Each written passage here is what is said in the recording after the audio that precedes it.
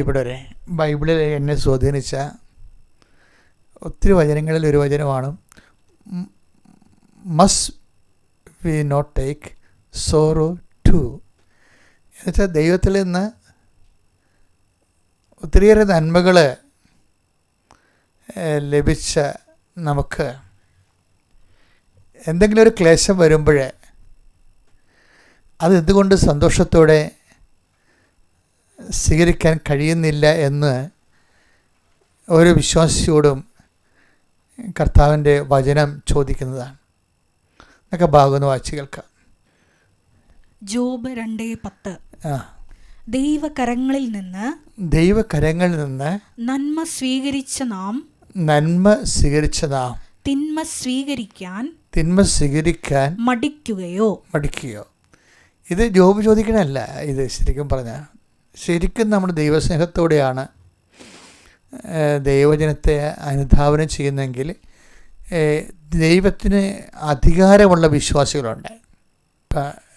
ദൈവത്തിന് അധികാരമുള്ള വിശ്വാസികൾ. ഇപ്പം ജോബിൻ്റെ പുസ്തകം വായിക്കുമ്പോൾ എനിക്ക് എപ്പോഴും തോന്നിയിരിക്കുന്നത്, ജോബിനെ ദൈവം ജോബിൻ്റെ ജീവിതത്തിൻ്റെ മേലെ ദൈവം ഒരു സ്വന്തം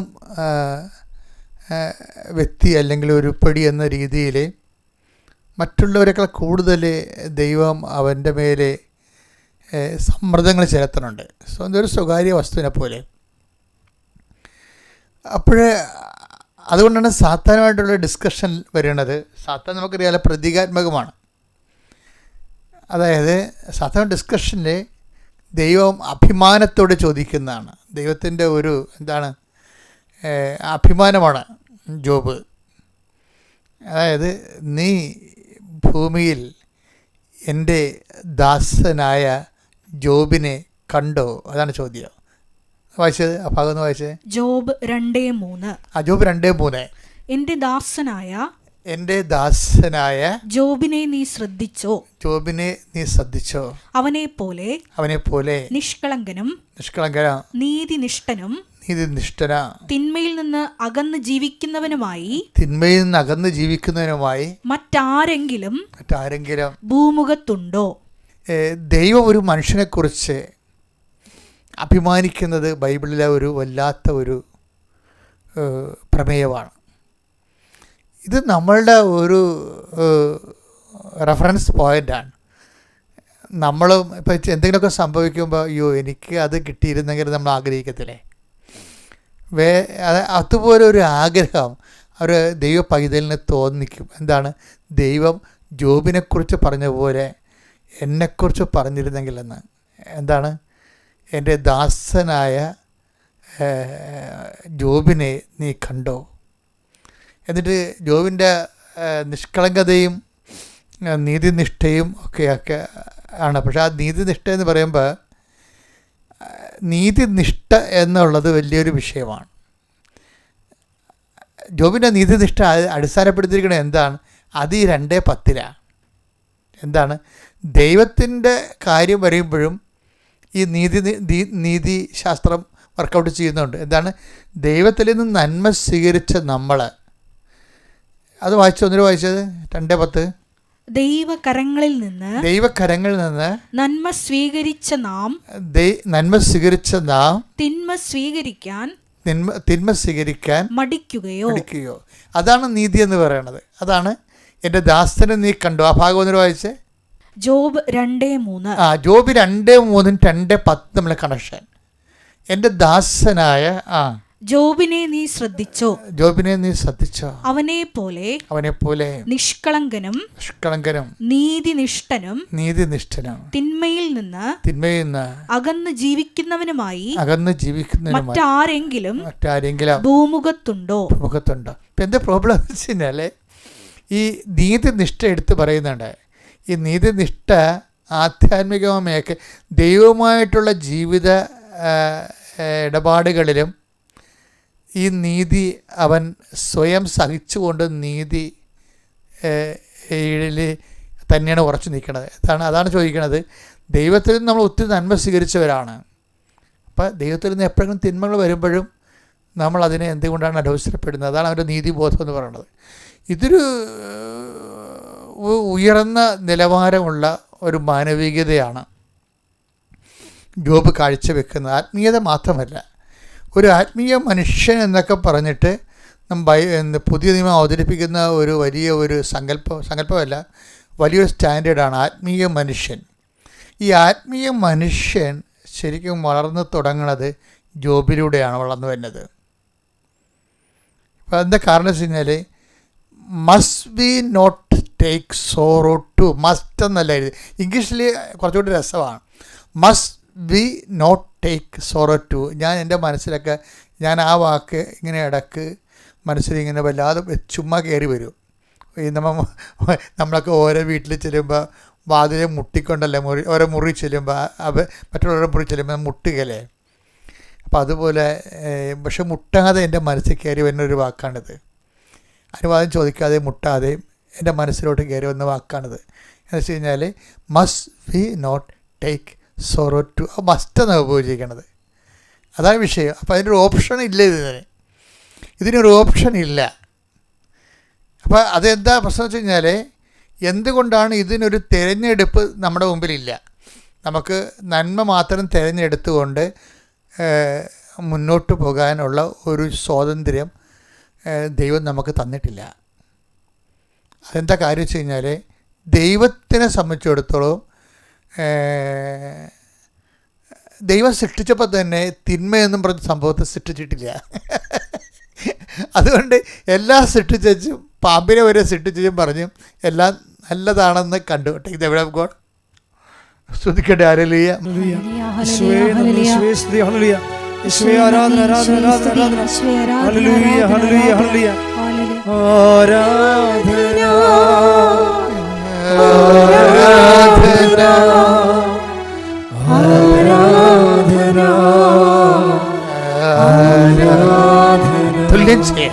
തുല്യം ചൊല്ലാൻ ആരുമില്ലേ അങ്ങേപ്പോലെ യേശുവേ,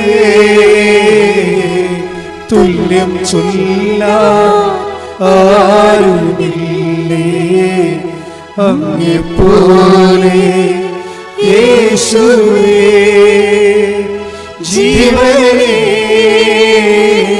സ്വന്തമേ അങ്ങേ മാറി ചായുന്നു ഞാൻ. ഉൽപ്പത്തി 1:31. ഉൽപ്പത്തി 1:31. താൻ സൃഷ്ടിച്ചതെല്ലാം വളരെ നന്നായിരിക്കുന്നുവെന്ന് ദൈവം കണ്ടു. അതായത് ഇത് ബൈബിളിൻ്റെ ആദ്യ കാലങ്ങളിൽ തന്നെ ദൈവം നിലപാട് വ്യക്തമാക്കുന്നുണ്ട്. കാര്യം ദൈവം സൃഷ്ടിച്ചതിൽ തിന്മകളില്ല, നമ്മൾ കൈകാര്യം ചെയ്യുന്നതിലാണ് തിന്മ വരുന്നത്. ഇപ്പോൾ പാമ്പിൻ്റെ കാര്യം തന്നെ ദൈവം പാമ്പിനെ സൃഷ്ടിച്ചതാണ്. പക്ഷേ ഇവിടെ പറയുന്നത് എന്താണ്? പാമ്പിനെ സൃഷ്ടിച്ചത് ദൈവമല്ലേ. പക്ഷേ എന്താ പറയണത്? നന്മ തിന്മകളെന്നൊക്കെ പറയുമ്പോൾ അത് തിന്മയെ വരണത് എങ്ങനെയാണ്? അത് ദൈവത്തിൻ്റെ വചനങ്ങൾക്ക് സെക്കൻഡ് റെഫറൻസ് കൊടുത്തപ്പോഴാണ് അത് തിന്മയായി പോയത്. ഇതേ വിഷയം വരണത്. അപ്പോൾ നമ്മൾ ദൈവത്തിന് ഒന്നാം സ്ഥാനം കൊടുക്കുക എന്നുള്ളത് ബൈബിൾ മുഴുവനായിട്ട് കീപ്പ് ചെയ്യുന്ന ഒരു ഫ്രെയിം ഓഫ് റെഫറൻസാണ്. നിൻ്റെ കർത്താവ് ദൈവം ഞാനാകുന്നു എന്ന കൽപ്പന ഇങ്ങനൊരു വാട്ടർ മാർക്ക് പോലെ, ഉൽപ്പത്തി പോലെ, ഇപ്പം ആദിപാപം പോലെ ഇങ്ങനെ കിടക്കുന്നുണ്ട്. അപ്പോൾ നമ്മുടെ ഒരു ബുദ്ധിമാനായ മനുഷ്യൻ അവനെന്താ ചെയ്യേണ്ടത്? ബുദ്ധിമാനെ. ഇപ്പം യേശു വന്നപ്പോഴും വിഡ്ഢികളെ കർത്താവ് ഇടക്ക് ഉപയോഗിച്ചുള്ള വാക്കുകളാണ്. എന്താണ്? വിഡ്ഢിയായ മനുഷ്യൻ, ബുദ്ധിമാനായ മനുഷ്യൻ. അപ്പോൾ ബുദ്ധിമാനായ മനുഷ്യനെക്കുറിച്ച് കർത്താവ് പറഞ്ഞിട്ടുണ്ട്, വിഡ്ഢിയായ മനുഷ്യനെക്കുറിച്ചും പറഞ്ഞിട്ടുണ്ട്. അപ്പോൾ ദൈവം ഒരു സ്പിരിച്വലി ഇൻ്റലിജൻ്റ് ആയിട്ടുള്ള ആൾക്കാരെയാണ് ശരിക്കും റെഫറൻസിൽ കൊണ്ടുവരണത്. ബുദ്ധിമാനായ മനുഷ്യൻ എന്ത് ചെയ്യും? ദൈവത്തിന് ഒന്നാം സ്ഥാനം കൊടുക്കും. ബുദ്ധിമാനായ മനുഷ്യൻ ദൈവത്തിൽ നിന്ന് നന്മ വരണത് പോലെ തന്നെ തിന്മയും സന്തോഷത്തോടെ സ്വീകരിക്കും. അത് ബുദ്ധിയാണ്. മനസ്സിലായേ? അതായത് ബൈബിൾ പറഞ്ഞു വെക്കണമെന്നറിയാമോ, ദൈവത്തിൻ്റെ മനസ്സ് ഫോളോ ചെയ്ത് ജീവിക്കണമെങ്കിൽ നമുക്ക് കുറഞ്ഞ പക്ഷം കുറച്ച് ബുദ്ധി വേണമെന്നാണ്. അതായത് വികാരമല്ല വേണ്ടത്, ബുദ്ധിയാണ് ശരിക്കും വേണ്ട. അവിടെ അതറിയണമെന്നുണ്ടെങ്കിൽ ഇപ്പോൾ ഉദാഹരണം എന്തുകൊണ്ടാണ് ബുദ്ധി വേണമെന്ന് പറഞ്ഞാൽ, ആധ്യാത്മിക വിവേചന ശക്തിക്കാണ് ദൈവം വിവേചിക്കാനുള്ള ആദ്യം മുതൽ വിവേചന വിഷയം ഒരു വല്ലാത്ത വിഷയമാണ്. നന്മയും തിന്മയും വിവേചിക്കുക ഉൽപ്പത്തി പുസ്തകത്തിൽ അവതരിപ്പിച്ച ഒരു സബ്ജക്റ്റാണത്. നന്മയും നന്മയും തിന്മയും തമ്മിലുള്ള വിവേചനം, എന്നിട്ട് അത് ആണ് ബൈബിൾ ബുദ്ധി എന്ന് ഇടയ്ക്കിടയ്ക്ക് ഈശോയിൽ പറയണം. ഈശോയുടെ കാലം വരുമ്പോൾ ഈ ബുദ്ധി പറയുന്നുണ്ട്. അതെന്താ കാര്യം വെച്ച് കഴിഞ്ഞാൽ, ഇപ്പം ഞാൻ ഒരു കാര്യം പറയട്ടെ നിങ്ങളോട്. അതായത് ഇപ്പം പച്ചയായ പുൽപ്പുറങ്ങളിലൂടെ അവിടുന്ന് തന്നെ നയിക്കും അല്ലേ, നിശ്ചലമായ ജലാശയത്തിലേക്ക് അവിടുന്ന് തന്നെ നയിക്കും. പച്ചയായ പുൽപ്പുറങ്ങൾ അവിടുന്ന് തന്നെ കിടത്തും. അപ്പോൾ അത് പോസിറ്റീവ് അല്ലേ? അന്ന് വായിച്ച ഭാഗം വായിച്ച് 23-ാം സങ്കീർത്തനം 2-ാം തിരുവചനം. 23-ാം സങ്കീർത്തനമാണ് 2-ാമത്തെ തിരുവചനം. പച്ചയായ പുൽത്തകിടിയിൽ അവിടുന്ന് എനിക്ക് വിശ്രമമരുളുന്നു. പ്രശാന്തമായ ജലാശയത്തിലേക്ക് അവിടുന്ന് എന്നെ നയിക്കുന്നു. ഓ, സൂപ്പറാണത്. ശരി, നിശ്ചലമായ ജലാശയത്തിലേക്ക് അവിടുന്ന് എന്നെ നയിക്കുന്നു. ഇപ്പം ഒരു ബ്ലെസ്സിങ്സാണ് ഉദ്ദേശിക്കുന്നത്. നമുക്കറിയാമല്ലോ, പച്ചയായ പുൽപ്പുറങ്ങളും നിശ്ചലമായ ജലാശയത്തും കുടിയും തീറ്റിയുടെ ആടിൻ്റെ കുടിയും തീറ്റിയുമാണ് തീറ്റയും കുടിയുമാണ് ഉദ്ദേശിക്കുന്നത്. വിശ്രമവും 3 കാര്യങ്ങൾ ഭൗതികമായ വിഷയങ്ങളാണ്. അപ്പോൾ ഭൗതികമായ വിഷയങ്ങളിലേക്ക് ദൈവം നമ്മളെ നയിക്കും, അനുഗ്രഹത്തിലേക്ക് നയിക്കും. ഇപ്പം അവർക്ക് വീഞ്ഞില്ല എന്നൊക്കെ പറഞ്ഞത് കൂട്ടി വായിക്കാവുന്നതാണ്. ഇവിടെ യോഹന്നാൻ 2:5 അമ്മ കാനായിലെ കല്യാണ വിധി ചെല്ലുമ്പോൾ അവർക്ക് വീഞ്ഞില്ല എന്ന് പറയുമ്പോൾ അതിന് സമയമായില്ല എന്നുള്ള ഒരു വിഷയം ഈശോ പറയുന്നുണ്ടെങ്കിലും പ്രഖ്യാപിത നിലപാടെന്താണ്? പച്ചയായ പുൽപ്പുറങ്ങളിലേക്ക് മനുഷ്യനെ എന്താ ഒന്ന് വായിച്ചത് 23:2 സങ്കീർത്തനം. പച്ചയായ പുൽത്തകിടികളിൽ അവിടുന്ന് എനിക്ക് വിശ്രമം വരളും. പ്രശാന്തമായ ജലാശയത്തിലേക്ക് അവിടുന്ന് എന്നെ നയിക്കുന്നു. പുല്ലും വെള്ളവും കൊടുത്ത് തീറ്റി വിശ്രമിപ്പിക്കുന്ന ഭൗതിക ആനുകൂല്യങ്ങളിലേക്ക് ദൈവം നയിക്കും. ജോലിയില്ല, വീടില്ല, വിവാഹം ഒക്കണില്ല, മക്കളില്ല എന്നൊക്കെ പറയുന്ന വിഷയങ്ങളില്ലേ, പ്രഖ്യാപിതമായിട്ട് ഇത് നമുക്ക് നേരത്തെ ദൈവം അഷ്വർ ചെയ്തിട്ടുള്ളതാണ്. പക്ഷേ അതേസമയം തന്നെ എന്താ പ്രശ്നം, വേറെ പ്രോബ്ലം ഉണ്ട്. നമ്മൾ ഈ അഷ്വറൻസ് കഴിയുമ്പോൾ തന്നെ നമുക്ക് കാലാവസ്ഥ ഭേദങ്ങളെക്കുറിച്ച് ഒരു ഇൻ്റലിജൻ്റ് വേണം. നമുക്ക് എന്താണ്, നമ്മളെ ഈ സാധ്വല സമതലങ്ങളിലേക്ക് പച്ചയായ പുൽപ്പുറങ്ങളിലേക്ക് കൊണ്ടുപോകുന്ന ദൈവം തന്നെയാണ് അവിടുന്ന് അവനെ മരുഭൂമിയിലേക്ക് നയിച്ചു എന്ന് എഴുതിയിരിക്കുന്നത്. ഇത് ആ must we not take sorrow ടുവിൻ്റെ ഭാഗമാണ്. അത് യേശുക്രിസ്തുവിനെ യോർദാൻ നദിയിൽ, അതായത് നിശ്ചലമായ ജലാശയത്തിൽ നിന്നും ആണ് ആ മരുഭൂമിയിലേക്ക് കൊണ്ടുപോകുന്നത്. Take the word of God. സ്തുതിക്കട്ടെ. Hallelujah, hallelujah, hallelujah, hallelujah, hallelujah.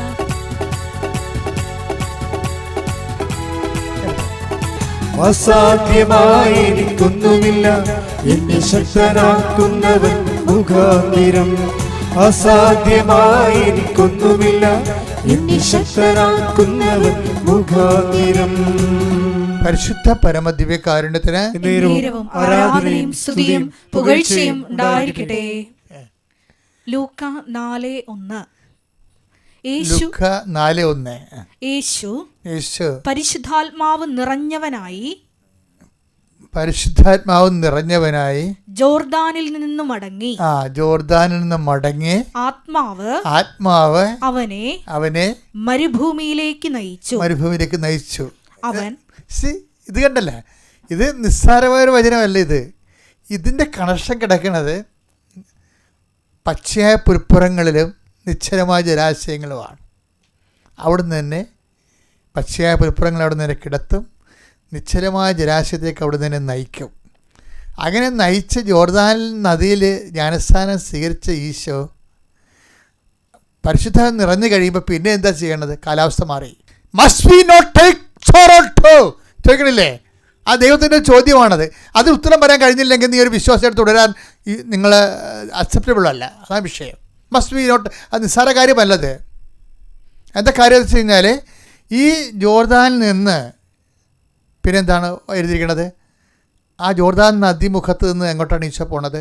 ഒന്ന് വായിച്ചത് ലൂക്ക 4:1. ലൂക്ക 4:1. അതെ അതെ. യേശു പരിശുദ്ധാത്മാവ് നിറഞ്ഞ് ജോർദാനിൽ നിന്ന് മടങ്ങി, ജോർദാൻ നദിമുഖത്തിൽ നിന്ന് മടങ്ങി, ആത്മാവ് അവനെ മരുഭൂമിയിലേക്ക് നയിച്ചു.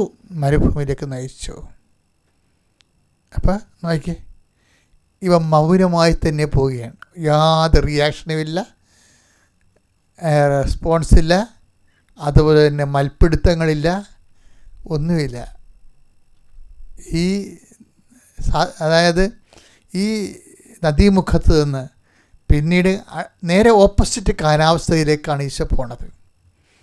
അതുകൊണ്ടാണ് ജോബ് ചോദിക്കുന്നത്, must be not take sorrow too. അതൊക്കെ മുമ്പ് ഈശോയ്ക്ക് ഒരു സ്റ്റാറ്റസ് കൊടുക്കും ദൈവം. ഭയങ്കര രസമാണ് ഈ ബൈബിള്. അതായത് ഈ ജോർദാൻ നദി വെച്ച് ഈശോയ്ക്ക് സ്റ്റാറ്റസ് കൊടുക്കും. എന്താ പറയണത്? This is my beloved sun. അതാണ് സ്റ്റാറ്റസ്. ഈ സ്റ്റാറ്റസ് വാങ്ങിച്ചിട്ടാണ് ഈശോ മരുഭൂമിയിലേക്ക് പോണത്. അവരൊന്നെടുത്തേ. ദൈവമേ വരണേ, എൻ്റെ ഉള്ളിൽ വസിക്കാൻ വരണേ. ആത്മാവാം ദൈവമേ വരണേ, എൻ്റെ ഉള്ളിൽ വസിക്കാൻ വരണേ. ദാഹിച്ചു നിന്നെ ഞാൻ തേടുന്നു, സ്വർഗം തുറന്നിറങ്ങി നീ വരണേ. ദാഹിച്ചു നിന്നെ ഞാൻ തേടുന്നു, സ്വർഗം തുറന്നിറങ്ങി നീ വരണേ. ആത്മാവാം ദൈവമേ വരണേ. സ്നാനം കഴിഞ്ഞയുടൻ യേശു വെള്ളത്തിൽ നിന്ന് കയറി. അപ്പോൾ സ്വർഗം തുറക്കപ്പെട്ടു. ദൈവാത്മാവ് പ്രാവിന്റെ രൂപത്തിൽ തന്റെ മേൽ ഇറങ്ങി വരുന്നത് അവൻ കണ്ടു. ഇവൻ എന്റെ പ്രിയപുത്രൻ, ഇവനിൽ ഞാൻ പ്രസാദിച്ചിരിക്കുന്നു എന്ന് ഒരു സ്വരം സ്വർഗത്തിൽ നിന്ന് കേട്ടു. ഇതാണ് ഈശോയ്ക്ക് കിട്ടിയ സ്റ്റാറ്റസ്. എന്താണത്? പദവി എന്താണ്? ഇവൻ എൻ്റെ, this is my beloved sun. ഇപ്പം സ്റ്റാറ്റസ് ഡിക്ലെയർ ചെയ്ത് ഡിഫൈനായി അല്ലേ? ഇനി മരുഭൂമി എന്താ? ഇനി നേരെ ഈശോനെ മരുഭൂമിയിലേക്ക് കൊണ്ടുപോകണ കാണാം. നമ്മുടെ ജീവിതമായിട്ട് കൂട്ടിച്ച് വായിക്കണം കേട്ടോ. ഇത് നമ്മൾ പലപ്പോഴും ജീവിക്കുന്ന ജീവിതം ആധ്യാത്മിക ജീവിതമല്ല, ഭക്ത ജീവിതമാണ്. ഭക്ത ജീവിതം ആർക്ക് വേണം? നമ്മളെല്ലാം ജീവിച്ചു കൊണ്ട ജീവിതം ഉണ്ടല്ല, ഭക്ത ജീവിതമാണ്. ഭക്ത ജീവിതവും ബൈബിൾ ജീവിതവും തമ്മിൽ ചില സമയത്ത് സമാന്തര രേഖയായി പോകുന്നുണ്ട്. അതുകൊണ്ട് ഈ മനുഷ്യൻ ഗതി പിടിക്കാത്തതിൻ്റെ കാരണം എന്താ കാര്യം വെച്ച് കഴിഞ്ഞാൽ ഇത് അക്സെപ്റ്റ് ചെയ്യാൻ നമ്മൾ തയ്യാറാകണം. ഇപ്പം ഭക്തിയുടെ കൊടുമുടിയിൽ നിന്ന് ഈശോ ഇറങ്ങി എങ്ങോട്ടാണ് പോണത്? ആത്മാവിനെ മരുഭൂമിയിലേക്ക് കൂട്ടിക്കൊണ്ടു പോകും. അപ്പോൾ അവൻ്റെ ഈ സ്റ്റാറ്റസ് എന്താണ്? ബിലവഡ് സണ്ണാണ്. ഈ ബിലവഡ് സൺ ആരുടെ ബിലവഡ് സണ്ണാണ്? ദിസ് ഈസ് മൈ ബിലവഡ് സണ്ണാണ്. പിതാവായ ദൈവത്തിൻ്റെ സ്വന്തം പുനോമന മകനാണ്. അതാണ് സ്റ്റാറ്റസ്.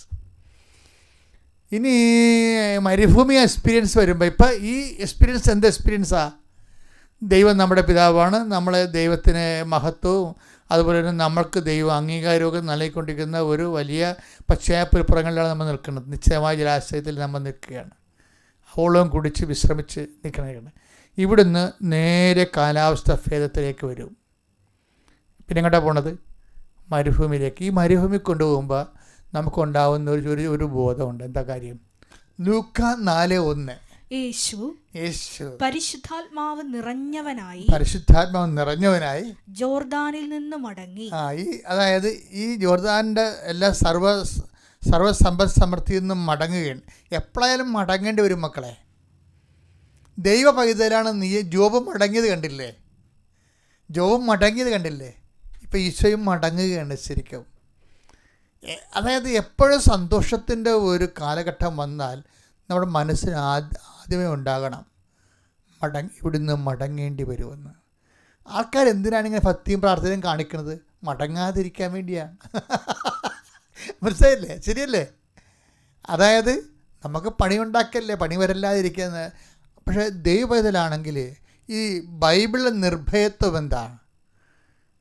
ബൈബിളിലെ നിർഭയത്വം എന്ന് പറയുന്നത് വിൽ ഓഫ് ഗോഡ് സ്വീകരിക്കാനുള്ള കഴിവിനാണ് നിർഭയത്വം എന്ന് പറയുന്നത്. അല്ലാതെ ഇടിവെട്ടും പാമ്പ് കഴിയുമൊന്നുമല്ല. ബൈബിളിലെ നിർഭയത്വം എന്ന് പറഞ്ഞാൽ എന്താണ്? വിൽ ഓഫ് ഗോഡ് കാലാവസ്ഥ ഭേദങ്ങളോടുകൂടി അക്സെപ്റ്റ് ചെയ്യാനുള്ള കഴിവിനാണ് ബൈബിൾ നിർഭയത്വം എന്ന് പറയുന്നത്. എന്താ കാര്യം? ഈ നിർഭയത്വത്തിൻ്റെ കൂടെ വേറൊരു സാധനം വരുന്നുണ്ട്. Fear not, the kingdom of God is at hand. അതായത് തമ്മിൽ യോജിച്ചാൽ പോണത്. വിൽ ഓഫ് ഗോഡ് വരുമ്പോൾ ഇപ്പം ഈശോ ആത്മാവ് അവനെ, വിൽ ഓഫ് ഗോഡാണത്. വായിച്ച ഭാഗം ആത്മാവ് അവനെ മരുഭൂമിയിലേക്ക് നയിച്ചു. ഒന്ന് പറഞ്ഞ മക്കളും, ആത്മാവ് അവനെ മരുഭൂമിയിലേക്ക് നയിച്ചു. അപ്പം ഒരു ദൈവ പൈതലാകുമ്പോൾ സ്വാഭാവികമായിട്ടും മരുഭൂമിയാണെങ്കിലും നയിക്കണ ദൈവമാണെന്നൊരു ബോധം ഉണ്ടാകണം. ഇപ്പം കടമാണ്, രോഗമാണ്, ഭർത്താവ് എന്നോട് സംശയമാണ്, എൻ്റെ മക്കളുടെ മുമ്പിൽ എനിക്ക് വരയില്ല എന്നൊക്കെ പറയാം നമുക്ക്. അപ്പോഴും ഓർക്കണം ദൈവവേദനെ, നീ പതറരുത്, ഭയപ്പെടുകയും ചെയ്യരുത്. എന്താണ്? നയിക്കണത് ദൈവമാണെന്നുള്ള ബോധം ഉണ്ടാകണം. ആത്മാവ് അവനെ എങ്ങോട്ട് നയിച്ചു? ആത്മാവ് പണ്ട് ഇവനെ നയിച്ചു. എങ്ങോട്ടാണ് നയിച്ചത്? ജോർദാൻ നദിയിലേക്ക്, നിശ്ചലമായ ജലാശയത്തിലേക്ക് നയിച്ച അതേ ആത്മാവ് തന്നെ ഉറങ്ങി എഴുന്നേറ്റപ്പോൾ കാലാവസ്ഥ മാറി. എന്താണ്? ആത്മാവ് അവനെ മരുഭൂമിയിലേക്ക് നയിച്ചു. ഇതേ ആത്മാവ് തന്നെ. ഇത് അക്സെപ്റ്റ് ചെയ്യാൻ പറ്റുന്നില്ല. ഇത് അക്സെപ്റ്റ് ചെയ്യണമെങ്കിൽ മിനിമം ധൈര്യം വേണം. കാര്യം നമുക്കിത് must we not take sorrow too. അതാണ് നമ്മൾ കഴിഞ്ഞ ഈ ദിവസങ്ങളെല്ലാം കണ്ടുകൊണ്ടിരിക്കുന്നത്, ഇപ്പോൾ പറഞ്ഞുകൊണ്ടിരിക്കുന്നത് തന്നെയാണ്. അതായത് ഇതെല്ലാം കണക്റ്റഡാണ്. ഇതെല്ലാം വെച്ചാൽ നമ്മൾക്ക് ഇനി ഈശോ മരുഭൂമിയിൽ ചെല്ലുമ്പോഴെന്താ സംഭവിക്കണത്? മരുഭൂമി ചെല്ലുമ്പോൾ നമുക്ക് പ്രതീക്ഷിക്കാവുന്നതെല്ലാം സംഭവിക്കുന്നുണ്ട് അവിടെ. എന്താ കാരണത്? മരുഭൂമിയിൽ ചെല്ലുമ്പോൾ സംഭവിക്കുന്നത് എന്താണ്? പരീക്ഷണങ്ങളാണ് വരണത്. പിന്നെ മരുഭൂമി എന്ന് പറഞ്ഞാൽ പിന്നീട് വചനം ഞാൻ ഓർത്തില്ല ഈ ബൈബിൾ ഇത്രയും ഡെപ്താണെന്നറിയത്തില്ല. വിലാപങ്ങളുടെ പുസ്തകത്തിലൊക്കെ കണ്ടില്ലേ 3:22 ഓരോ ദിവസവും കർത്താവ് പുതിയ സ്നേഹമെന്ന് പറയാറ്.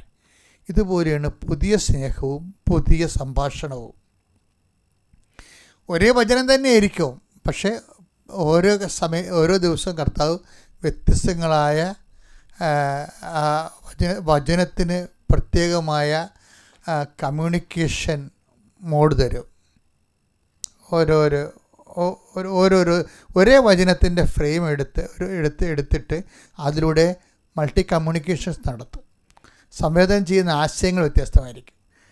സംഭാഷണവും വാക്കുകളെല്ലാം ഒന്നായിരിക്കും, ആശയം വേറെ ആയിരിക്കും. അങ്ങനെ വചനം കമ്മ്യൂണിക്കബിൾ ആകണത്. സംഭാഷണമൊക്കെ എല്ലാം ഒന്നായിരിക്കും, ആശയം വേറെ ആയിരിക്കും. പലപ്പോഴും അതാണ് ഈ ഓരോ പ്രഭാതത്തിലും. ഇപ്പം നിങ്ങൾ ഓരോ പ്രഭാതത്തിലും വിലാപങ്ങൾ എടുത്തേ. വിലാപങ്ങൾ 3:22-23. വിലാപങ്ങൾ 3:22-23. കർത്താവിന്റെ സ്നേഹം ഒരിക്കലും അസ്തമിക്കുന്നില്ല. അവിടുത്തെ കാരുണ്യം അവസാനിക്കുന്നില്ല. ഓരോ പ്രഭാതത്തിലെ അത് പുതിയതാണ്. അവിടുത്തെ വിശ്വസ്തത ഉന്നതമാണ്. നമ്മുടെ ഓരോ ജീവിതത്തിലും ദൈവത്തിന് പുതിയ പുതിയ കാര്യങ്ങളും പുതിയ പുതിയ ദൈവാനുഭവങ്ങളും പുതിയ പുതിയ ലൈഫ് ഒരിക്കലും ഒരു മൊണോട്ടണസ് ആകത്തില്ല. ഒരു വിശ്വാസം സംബന്ധിച്ചിടത്തോളം ലൈഫ് മൊണോട്ടണസ് ആയിരിക്കും, ചിലർക്ക് ബോറടിക്കത്തില്ലേ. കാരണം ദൈവമായിട്ട് നമുക്ക് ഒരു ബന്ധം സ്ഥാപിച്ചു കഴിഞ്ഞാൽ എനിക്ക് തോന്നുന്നത് ആദ്യം മാറുന്നത് ബോറായിരിക്കും. നമ്മൾ എത്ര വലിയ ഒരു ആൾക്കാരായാലും ഇപ്പോൾ ഭൂപേന്ദ്ര സിംഗ് അങ്ങനെ ഒരു രാജാവുണ്ടായിരുന്നു, പഞ്ചാബിയായിരുന്നു. അയാളുടെ ഒരു കുതിരവണ്ടി മുഴുവൻ രത്നങ്ങളായിരുന്നു അദ്ദേഹം മരിക്കണ കാലത്ത്.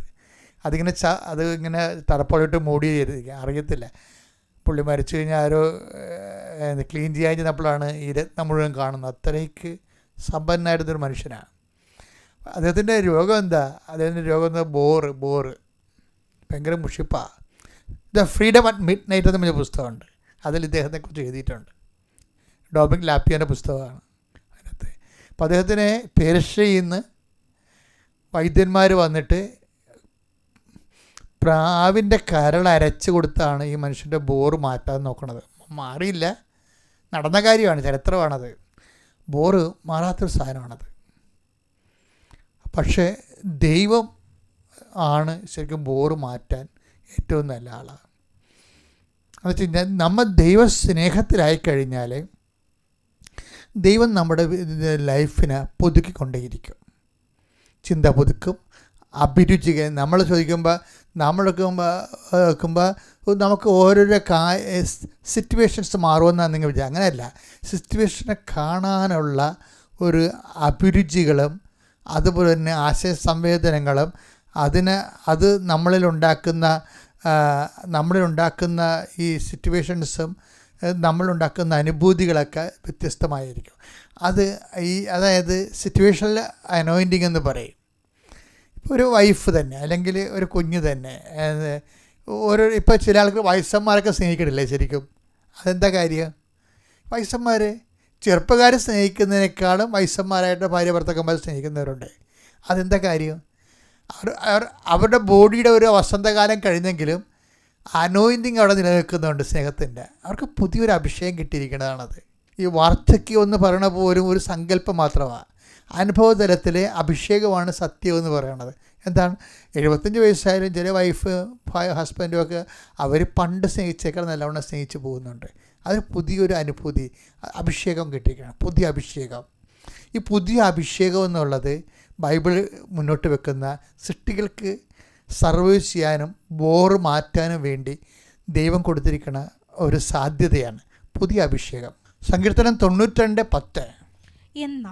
എന്നാൽ അവിടുന്ന് എൻ്റെ കൊമ്പ് കാട്ടുപോത്തിന്റെ കൊമ്പ് പോലെ ഉയർത്തി. അവിടുന്ന് എൻ്റെ മേൽ പുതിയ തൈലം ഒഴിച്ചു. ഇതാണ് പുതിയ അഭിഷേകം എന്ന് പറയുന്നത്. പുതിയ തൈലം ഒഴിച്ചു. വയസ്സ് ചിലപ്പോൾ 90 ഉണ്ടാകാം, പക്ഷേ അഭിഷേകം ചിലപ്പോൾ 19 വയസ്സിൻ്റെ അഭിഷേകമായിരിക്കും. വയസ്സ്. അപ്പോൾ എൻ്റെ മക്കളെ, എന്തിന് നിങ്ങൾ ആധ്യാത്മികത ആയിരിക്കണം എന്ന് ചോദിച്ചാൽ ബൈബിൾ നൽകുന്ന അനന്തമായ അനോയിൻറ്റിങ്ങിൻ്റെ സാധ്യത നിങ്ങൾ പ്രയോജനപ്പെടുത്തണമെന്നാണ് ഉദ്ദേശിക്കുന്നത്.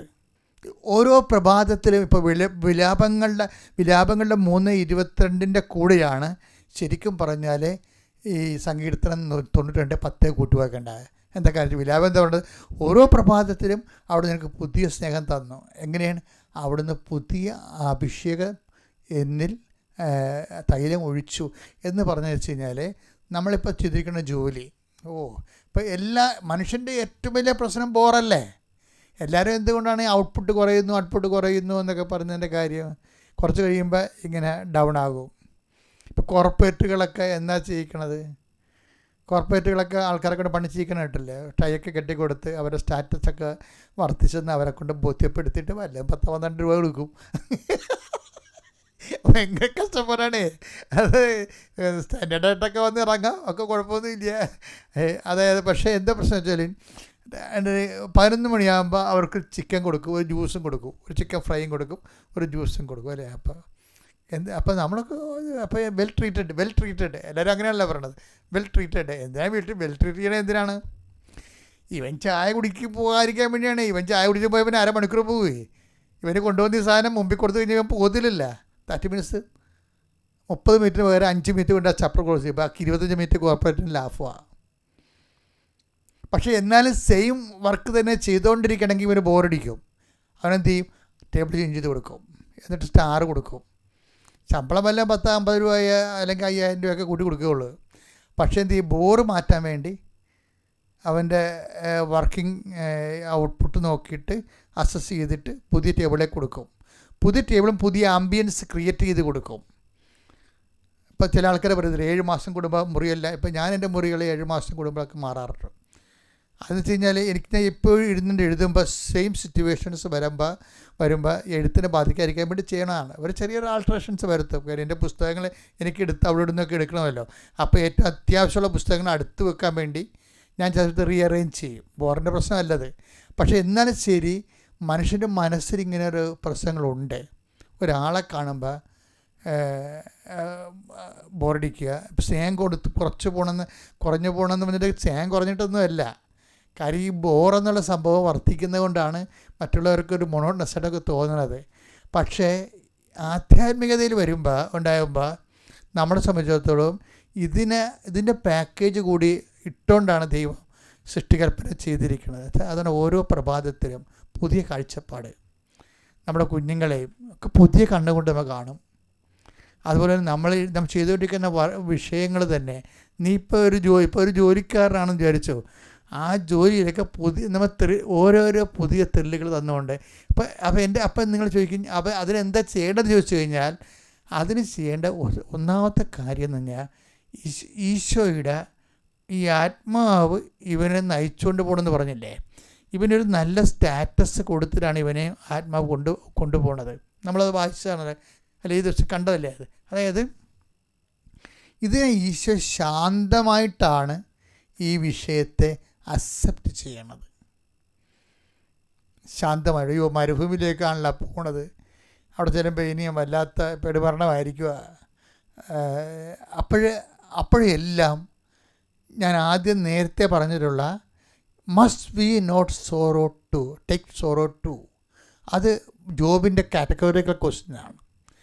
ഈശോ ജോർദാൻ നദിയുടെ സാന്ത്വല സമതലങ്ങളിൽ നിന്നും വിശ്രാന്തി അരുളുന്ന നിശ്ചലമായ ജലാശയത്തിൽ നിന്നും ആത്മാവ് അവനെ മരുഭൂമിയിലേക്ക് കൊണ്ടുവരുമ്പോൾ ഹി വാസ് കൂൾ ഡൗൺ.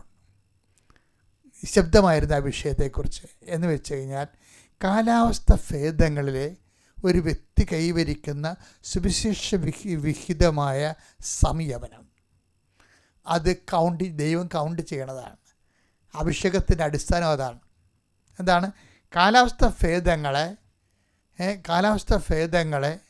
ഇപ്പം എല്ലാവരുടെയും പ്രശ്നം അതാണ്. ഇപ്പം കെട്ടിച്ച പെണ്ണുങ്ങൾ കെട്ടണമെങ്കിൽ തന്നെ മനസ്സിൽ തീരുമാനിക്കും, ഞാനൊരു കാരണവശാൽ അവിടെ പൊറുക്കത്തില്ല, വീട്ടിൽ തന്നെ പൊറുക്കത്തുള്ളൂ എന്ന് വിചാരിക്കും. അപ്പം അതുകൊണ്ട് ഒന്നെങ്കിൽ അവൾ എത്രയും വേഗം പ്രഗ്നൻ്റായിട്ട് വയറ് വീർത്ത് തിരിച്ച് വരുകയും, അന്നേരം ആരോടും പറയത്തില്ല, കെട്ടിയാൽ പിന്നെ ഇവളെ പോകത്തില്ല. എന്താ കാര്യം? ഇതിവിടെ താമസിച്ച് അവരുടെ മനസ്സ് അങ്ങനെ പാകപ്പെട്ടിരിക്കുന്നതാണ്. അപ്പപ്പ മമ്മി എന്നൊക്കെ പറഞ്ഞുകൊണ്ട് അങ്ങനെ ഇരിക്കണം. അവൻ്റെ ജീവിതം കോഞ്ഞട്ടെ, അത് പോയി. എത്ര മനുഷ്യരെ നശിപ്പിച്ചിരിക്കണേ. എന്നിട്ട് പിന്നെ നമ്മളിങ്ങനെ പൗഡർ ഇട്ടൊക്കെ മിടുക്കനൊക്കെ നടന്നിട്ട് കാര്യമില്ലേ ശരിക്കും പറഞ്ഞാൽ. എൻ്റെ ഭീരുത്വമാണ് എൻ്റെ പിന്നെ എല്ലാം വരണതില്ല വിഷയങ്ങളെല്ലാം. അപ്പം ഇതിനെ അതിജീവിക്കുന്നത് അനോയിൻറ്റിങ് കൊണ്ടാണ്. ഓരോ പ്രഭാതത്തിലും പുതിയ സ്നേഹമെന്ന് ഈശോ പറഞ്ഞില്ലേ. ഇപ്പം നീ കല്യാണം കഴിച്ച് ചെല്ലുമ്പോൾ, ആ വീട്ടിൽ ചെല്ലുമ്പോൾ, അവിടെയുള്ളവർ ചിലപ്പോൾ ഒന്ന് ടേംസായി പോകാൻ കുറച്ച് സമയമെടുക്കും. കുറച്ച് കഴിയുമ്പോൾ നീ അത് പ്രാർത്ഥനാപൂർവ്വം കാത്തിരിക്കണം. ഇപ്പം കണ്ട, ഈശോ ജോർദാനിൽ നിന്ന് മരുഭൂമിയിലേക്ക് പോകുന്ന ഒരു ശാന്തതയില്ലേ, അത് നെഞ്ചത്തിടിച്ചും തന്നെ അയ്യോ ഞാൻ അവിടെ ചെയ്യുമ്പോൾ ഒരു ഷിഫ്റ്റിങ് വരുന്നുണ്ടല്ലോ. ഈ ജോർദാൻ നദീമുഖത്ത് നിന്ന് യൂദയൻ മരുഭൂമിയിലേക്ക് പോകുന്നതിൻ്റെ ഒരു ഷിഫ്റ്റിംഗ് ഇല്ലേ, ആ യാത്രയിൽ ഈശോ കാണിക്കുന്ന ശാന്തത എന്ന് പറയണത് എന്താണ്? ഈ ഒരു ശാന്തതയാണ് ഷിഫ്റ്റിങ്ങിന്, ട്രാൻസിഷനിൽ വരേണ്ടത്. ട്രാൻസിഷൻ ജീവിതത്തിൻ്റെ വളർച്ചയുടെ ഒരു ഘടകമാണ്. ട്രാൻസിഷൻ എപ്പോഴും സിറ്റുവേഷൻ, പുതിയ അഭിഷേകത്തിന് വേണ്ടി ട്രാൻസിഷൻ സംഭവിച്ചുകൊണ്ടിരിക്കും. പുതിയ അഭിഷേകത്തിന് വേണ്ടി ട്രാൻസിഷൻ സംഭവിച്ചുകൊണ്ടിരിക്കും, ഷിഫ്റ്റിംഗ് സംഭവിച്ചുകൊണ്ടിരിക്കും. ഈ ഷിഫ്റ്റിങ്ങിന് ചില ആൾക്കാർ ഭയങ്കരമായിട്ട് കയർക്കും, ചിലർക്ക് പ്രതിരോധിക്കാം, കയർക്കാം. ആ കയർക്കും പ്രതിരോധിച്ചുകൊണ്ട് നമ്മൾ സ്റ്റാറ്റസ് കോ കീപ്പ് ചെയ്യാം, പക്ഷെ വളരത്തില്ല, ദൈവത്തിന് ഇടപെടാൻ പറ്റത്തില്ല. ദൈവത്തിന് ഇടപെടാൻ പറ്റത്തില്ലെന്ന് ദൈവത്തിന് അനുഭവം കൊണ്ട് മനസ്സിലായ പിന്നെ ദൈവം ഇടപെടത്തില്ല. അതാണ് ഏറ്റവും വലിയ. എന്താണ് ട്രാജഡി എന്ന് ചോദിച്ചു കഴിഞ്ഞാൽ, എന്താണ് മനുഷ്യന്മാരുടെ ട്രാജഡി എന്ന് വെച്ച് കഴിഞ്ഞാൽ, ദൈവത്തിന് ഇടപെടാൻ പറ്റാത്ത ഒരു ഉരുപ്പടിയായിട്ട് നീ കൺവേർട്ട് ചെയ്ത് വന്നു കഴിഞ്ഞാൽ ദൈവം പിന്നെ നിൻ്റെ കാര്യത്തിൽ ഇടപെടത്തില്ല. എങ്ങനെയെങ്കിലും ജീവിക്കാൻ പറയും. കാര്യം ദൈവത്തിന് ഇടപെടാൻ പറ്റുന്നില്ലെങ്കിൽ പിന്നെ ഉടമസ്ഥാവകാശമൊക്കെ ദൈവം എഴുതി തള്ളും. നിസ്സാര കാര്യം. അതാണ്, ഉടമസ്ഥനാണെങ്കിൽ ദൈവത്തിന് അഭിമാനം ഉണ്ടാകും. ഈ 2 ഉടമസ്ഥരെ ഞാൻ അവതരിപ്പിച്ചായിരുന്നു ഈ ദിവസങ്ങളിൽ, ഈ സമയത്ത്. എന്തൊക്കെയാണ്? ഒന്ന് യേശു, ഒന്ന് ജോബും. ജോബിനോട് പറഞ്ഞു, നീ എൻ്റെ ദാസനെ കണ്ടോ? ദൈവം അവൻ്റെ ഓണർഷിപ്പ് ടേക്കപ്പ് ചെയ്തിരിക്കുകയാണ്. യേശുവിനും അങ്ങനെ തന്നെയാണ്. This is my beloved son in whom I am well pleased എന്ന് വെച്ച് കഴിഞ്ഞാൽ എന്താ, ഇത് രണ്ടും ഒരേ ടൈപ്പ് മനുഷ്യരാണ് ശരിക്കും. അതായത് ദൈവപിതാവിന് അംഗീകരിക്കാൻ പറ്റിയ ആൾക്കാർ, ഉടമസ്ഥതയുള്ള ദൈവത്തിൻ്റെ ഉടമസ്ഥത അംഗീകരിക്കുന്ന കാരണം ഇവർ രണ്ടുപേരും, ജോബും അതുപോലെ തന്നെ ഈശോയും. ഇതുപോലെ നമ്മുടെ ജീവിതത്തിലും വരും. ദൈവം ഓണർഷിപ്പ് ഡിക്ലെയർ ചെയ്യും. അപ്പോൾ ചില ആൾക്കാർ സമ്മതിക്കത്തില്ല, ഓണർഷിപ്പ് സമ്മതിക്കില്ല. അപ്പം ദൈവത്തിനൊക്കെ ഇഷ്ടമാണ്. ദൈവത്തിനോട് ഇനി പ്രാർത്ഥന വേണേൽ പ്രാർത്ഥന കൊടുക്കാം, വെടി വേണേൽ പെടി കൊടുക്കാം, പുക വേണേൽ പുക കൊടുക്കാം, പൂ വേണേൽ പൂ കൊടുക്കാം, തിരി വേണേൽ തിരി കൊടുക്കാം. ഈ നക്കാപ്പിച്ച സാധനങ്ങളെല്ലാം കൊടുക്കും. എന്നിട്ട് ദൈവത്തിന് അടിച്ചു മാറ്റാവുന്ന ഇങ്ങനെ വിദ്യാധാരണയിൽ ഇങ്ങനെ ഭക്തജീവികൾ ഇങ്ങനെ നടക്കുകയും ചെയ്യും. പക്ഷെ ഒരിക്കലും ദൈവത്തിൻ്റെ ആ സമാനത ഓണർഷിപ്പിലേക്ക് വരത്തില്ല. ഓണർഷിപ്പിലേക്ക് വരണമെന്നുണ്ടെങ്കിൽ ഇത് കണ്ട, ഈ ഷിഫ്റ്റിംഗ് ബുദ്ധിപരമായി കൈകാര്യം ചെയ്യണം. അതുകൊണ്ടാണ് ഈശോ എപ്പോഴും വിഡ്ഢിയാനും ബുദ്ധിമാനെന്ന് പറയണത്. ബുദ്ധിമാനായ മനുഷ്യനെന്ന് പറയും. ബുദ്ധിമാനായ എന്താണ്? അതായത് ദൈവത്തിൻ്റെ ഓണർഷിപ്പ് ഡിക്ലെയർ ചെയ്യുമ്പോൾ അത് അക്സെപ്റ്റ് ചെയ്യാനുള്ള ഒരു ബുദ്ധിയുണ്ട്. തന്ത്രപരമായ ബുദ്ധിയാണത് ശരിക്കും പറഞ്ഞാൽ. ഈ ബുദ്ധിയോടുകൂടി കർത്താവ് ഓണർഷിപ്പ് അംഗീകരിച്ച് പ്രിയപുത്രനാണെന്ന് പറഞ്ഞാലും ഇത് മനസ്സിൽ ഏറ്റുകൊണ്ടാണ് ഈ പ്രിയപുത്രൻ എന്നുള്ള സ്റ്റാറ്റസിന് ആ പ്രലോഭനം വരുന്നത് അവിടെ വെച്ചാണ്. ഈ പ്രിയപുത്രൻ എന്നുള്ള സ്റ്റാറ്റസ് ബ്രാൻഡഡായി കഴിയുമ്പോഴാണ് പിന്നെ പ്രലോഭനങ്ങൾ തുടങ്ങണത്. എന്താണ് പ്രലോഭനത്തിൽ പറയണത്? എന്താണ് ഈശോയുടെ പ്രലോഭനങ്ങളിൽ ഒന്നാമത്തെ പ്രലോഭനം എന്താണ്? Take the word of God. ലൂക്ക 4:3. അപ്പോൾ പിശാച് അവനോട് പറഞ്ഞു, നീ ദൈവപുത്രനാണെങ്കിൽ.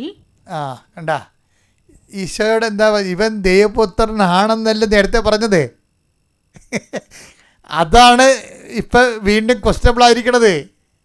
സ്റ്റാറ്റസിൻ്റെ പ്രോബ്ലമാണിത്. എന്താണ്? This is my beloved sun എന്ന് പറഞ്ഞില്ല. ആര് പറഞ്ഞു? പരമപിതാവ് പറഞ്ഞു.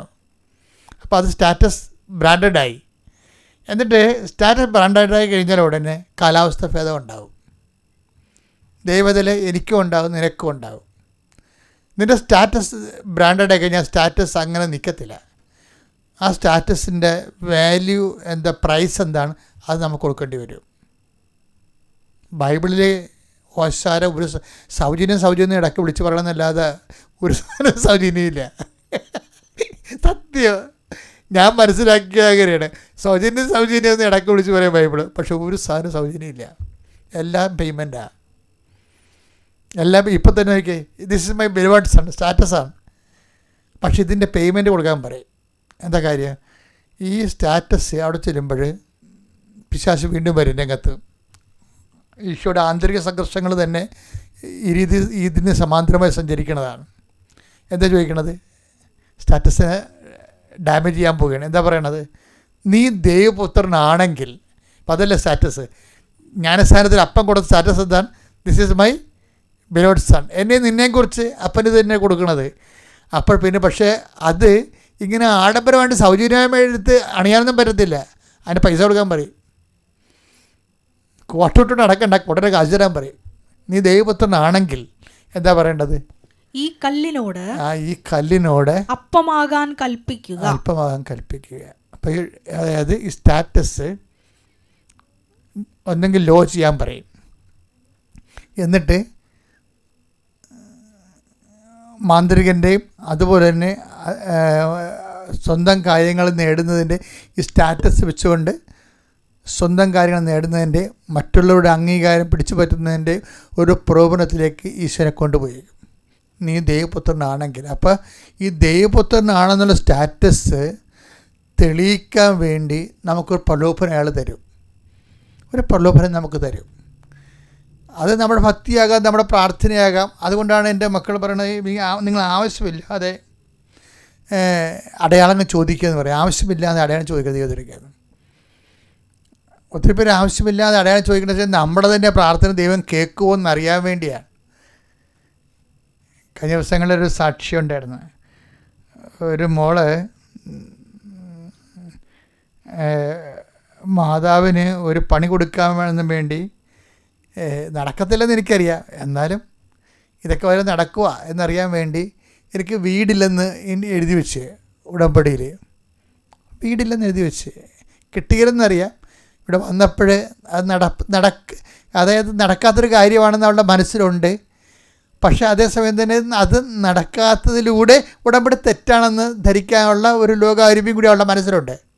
അവളങ്ങനെ ചിന്തിക്കാൻ കാര്യം ദുഷ്ടബുദ്ധിയായത് കൊണ്ട് ചിന്തിക്കുകയല്ല, അവർക്ക് ഈ ജന്മത്തിൽ ഒരു വീട് കിട്ടാനുള്ള സാധ്യതയില്ല, അതുകൊണ്ടാണ്. പിന്നെ മുട്ടക്കണ്ണൻ്റെ മാവട്ടെറിയ പോലെ ഒരു എറിഞ്ഞ് നോക്കിയതാണ്. പക്ഷേ എറികൊണ്ട് 2 ആഴ്ചക്കുള്ളിൽ അവർക്ക് വീട് സെറ്റാകാനുള്ള തീരുമാനമായി. അപ്പോഴാണ് അവൾ ഞെട്ടിപ്പോയത്. അമ്മയടുത്ത് വെറുതെ കാഷ്വലായിട്ടൊന്ന് പറഞ്ഞതാണ്. അപ്പം ചില സമയത്ത് നമ്മൾക്ക് ഭക്തിയും പ്രാർത്ഥനയൊക്കെ വരുമ്പോൾ 2-3 തരം പ്രലോഭനങ്ങൾ വരും. ഒന്ന്, ദൈവത്തെ പരീക്ഷിക്കാൻ നമുക്ക് തോന്നും. ചിലപ്പോൾ ദൈവം അത് അക്സെപ്റ്റ് ചെയ്യും. പക്ഷെ അതല്ല പ്രശ്നം. ഒരടയാളം കിട്ടിയതിന് ശേഷം ഞാൻ ദൈവത്തേക്ക് വരാം എന്ന് നമ്മൾ ചിന്തിച്ചാൽ, നമ്മൾ വന്നില്ലെങ്കിലും ദൈവത്തിന് പ്രത്യേകിച്ച് നഷ്ടമൊന്നും ഇല്ല എന്നുള്ളത് നമ്മൾ മനസ്സിലാക്കണം. ഒരിക്കലും എനിക്ക് മനസ്സിലാതിരിക്കണമെന്ന് വെച്ച് കഴിഞ്ഞാൽ, നമ്മൾ ദൈവത്തിനെ പരീക്ഷിക്കരുത്. ദൈവത്തിനെ പരീക്ഷിക്കാൻ മനുഷ്യന്മാർക്ക് പണ്ട് മുതലേ ഉള്ള അതിന് മറുപടി എന്താ ഈശോ പറയണത്? 4:12 യേശു പറഞ്ഞു നിന്റെ ദൈവമായ കർത്താവിനെ പരീക്ഷിക്കരുത് എന്നും പറയപ്പെട്ടിരിക്കുന്നു. ഇപ്പം മനുഷ്യന്മാർക്കുണ്ടാകുന്ന ഒരു വിഷയമാണ് എന്താണ്? ദൈവത്തെ പരീക്ഷിക്കുക. അത് എല്ലാവരും ചെയ്യണത് എങ്ങനെയെന്നറിയാമോ? ആൾക്കാർ ഇതൊക്കെ ചെയ്യണത്, ദൈവം ആദ്യം ഒരു അടയാളം തരട്ടെ എന്ന് പറയും. ദൈവം ഒരു അടയാളം ആദ്യം തരട്ടെ. അപ്പോൾ ആൾക്കാർക്ക് അത് ലോജിക്കാക്കാൻ നോക്കും ആൾക്കാർ. ദൈവം ഒരു അടയാളം ആദ്യം തരട്ടെ, അപ്പോൾ എൻ്റെ മാർക്ക് കൂടുവാൻ നോക്കട്ടെ. മാർക്ക് കൂടും, പക്ഷേ നീ ബ്രാൻഡഡ് ആകും. അതാണ് പ്രശ്നം. ദൈവം ഒരു അടയാളം തരട്ടെ എന്ന് മനുഷ്യനെ ജനിച്ച കാലം മുതൽ മനുഷ്യന് ഈ ടെൻഡൻസി ഉണ്ട്. ഇപ്പം കുഞ്ഞുങ്ങളില്ല, പിന്നെ പരീക്ഷയ്ക്ക് തോറ്റു, അല്ലെങ്കിൽ ജോലിയില്ല എന്നൊക്കെ പറഞ്ഞിട്ട് പ്രാർത്ഥന നോക്കിയിട്ട് നമ്മളതിൻ്റെ അകത്ത് പ്രാർത്ഥനയിൽ ഇങ്ങനെ ഈ ആൾക്കാർ രൂപക്കൂട് എടുക്കത്തില്ലേ? ഞങ്ങളുടെയൊക്കെ പള്ളിയിലൊക്കെ ഇരിക്കുമ്പോൾ ഈ പെരുന്നാളിനൊക്കെ ആൾക്കാർ രൂപക്കൂട് എടുക്കും. അപ്പോൾ ഞാനിങ്ങനെ കാപ്പിയൊക്കെ ഇട്ട് രാജാവിനെ പോലെ രൂപക്കൂടിൻ്റെ പുറകെ നിൽക്കും. അച്ഛന്മാർ കൊണ്ടുപോകണത്. അതായത് നിൽക്കുമ്പോൾ ഈ രൂപക്കൂടെ ഇങ്ങനെ രൂപ എഴുന്നള്ളിപ്പേണ്ട സമയത്ത് കുറേ മനുഷ്യരുണ്ടല്ലോ, രൂപ എഴുന്നള്ളിച്ചുകൊണ്ട് പോകുമ്പോൾ സമയത്ത് ഈ രൂപക്കൂട് താങ്ങിപ്പിടിക്കാൻ കുറേ ആൾക്കാരല്ലേ. അപ്പോൾ നമുക്ക് അവരെ കാണുമ്പോൾ സത്യം പറഞ്ഞാൽ ചിരി വരും. വെച്ച് കഴിഞ്ഞാൽ ഈ രൂപക്കൂടി ഇരിക്കണ മിക്കവാറും 5-8 പേരുടെ തോളയിലായിരിക്കും. മറ്റണ്ണന്മാരൊക്കെ വെറുതെ ഒട്ടിച്ച് വെച്ചിരിക്കണ പോലെ, കൈ ഒട്ടിച്ച് വെച്ചിരിക്കണ പോലെ. അവന്മാർ തൊടത്തില്ല. നേർച്ചോട്ടെന്ന് പറഞ്ഞ് കയറി പിടിച്ച് തൂങ്ങിക്കിടക്കി. ഇനി അവന്മാരെ കൂടി നമ്മൾ തൂക്കി ഈ പാവപ്പെട്ടവൻ കൊണ്ടുപോകേണ്ടി വരും. ഈ ദൈവത്തിൻ്റെ അടുത്ത് കൈ കൊടുത്ത് നിൽക്കണ കുറേ ആൾക്കാരുണ്ട്. കൈ കൊടുത്ത് നിൽക്കും. അവന്മാർ വിശ്വാസപൂർവ്വം ഒന്നും എടുക്കത്തില്ല. ഒരു കൈ കൊടുത്തിട്ടേക്ക്, നടക്കട്ടെ, ഒക്കട്ടെ. ഞാൻ പിടിച്ചെന്നായി, തൊട്ടെന്നായി, കാവ്യെന്നായി പേരുണ്ട്, രൂപക്കൂട് കാവ്യെന്ന് പേരുണ്ട്. പക്ഷെ ഒരു കൂഞ്ഞാൻ വിരലിൽ പോലും ഒരു ഭാരം എടുക്കത്തില്ല. എഴുന്നള്ളത്തിന് നടക്കുന്ന സംഭവമാണ്. രൂപക്കൂട് കാവ്യൻ നേർച്ച ഉണ്ടെന്ന് ഞാൻ മാറി നിൽക്കണത്. അത് അവളില്ലല്ലോ എന്ന് പറഞ്ഞു കഴിഞ്ഞാൽ അയാൾ എനിക്ക് നേർച്ചയാണ് പറയും. എന്നാൽ നേർച്ചയെന്ന് പറഞ്ഞാൽ പിടിച്ചോണ്ടിരിക്കുന്നത് കാവത്തില്ല, തൊട്ട് വെക്കും. രൂപക്കൂട് തൊടി, മറ്റുള്ളവർ കാവിക്കൊണ്ട് പോകുമ്പോൾ തൊടും. പലരുടെയും പത്തി ടൈപ്പാണ്. എന്ന് വെച്ച് കഴിഞ്ഞാൽ കൈ കൊടുത്ത് വെക്കും. ഇത് ദൈവത്തെ, ഈ കൈകൊടുപ്പ് എന്ന് പറയണത് ഈ ആധ്യാത്മിക ജീവിതത്തിൽ ഒരു 50-40% ആൾക്കാർ ചെയ്യുന്നൊരു പരിപാടിയാണ്. പ്രാർത്ഥിക്കും, ഒരു കൈ കൊടുത്തിട്ടേക്കും. പക്ഷെ അത് നടക്കണ്ടെന്നാ അങ്ങനെയൊന്നുമല്ല. അതായത് എന്തെങ്കിലും ഒരു അടയാളം കിട്ടി. ഇനി ഏറ്റവും വലിയ അപകടകാരികൾ ആരാണെന്നറിയാമോ? അപകടകാരികളെന്ന് പറയുന്നത്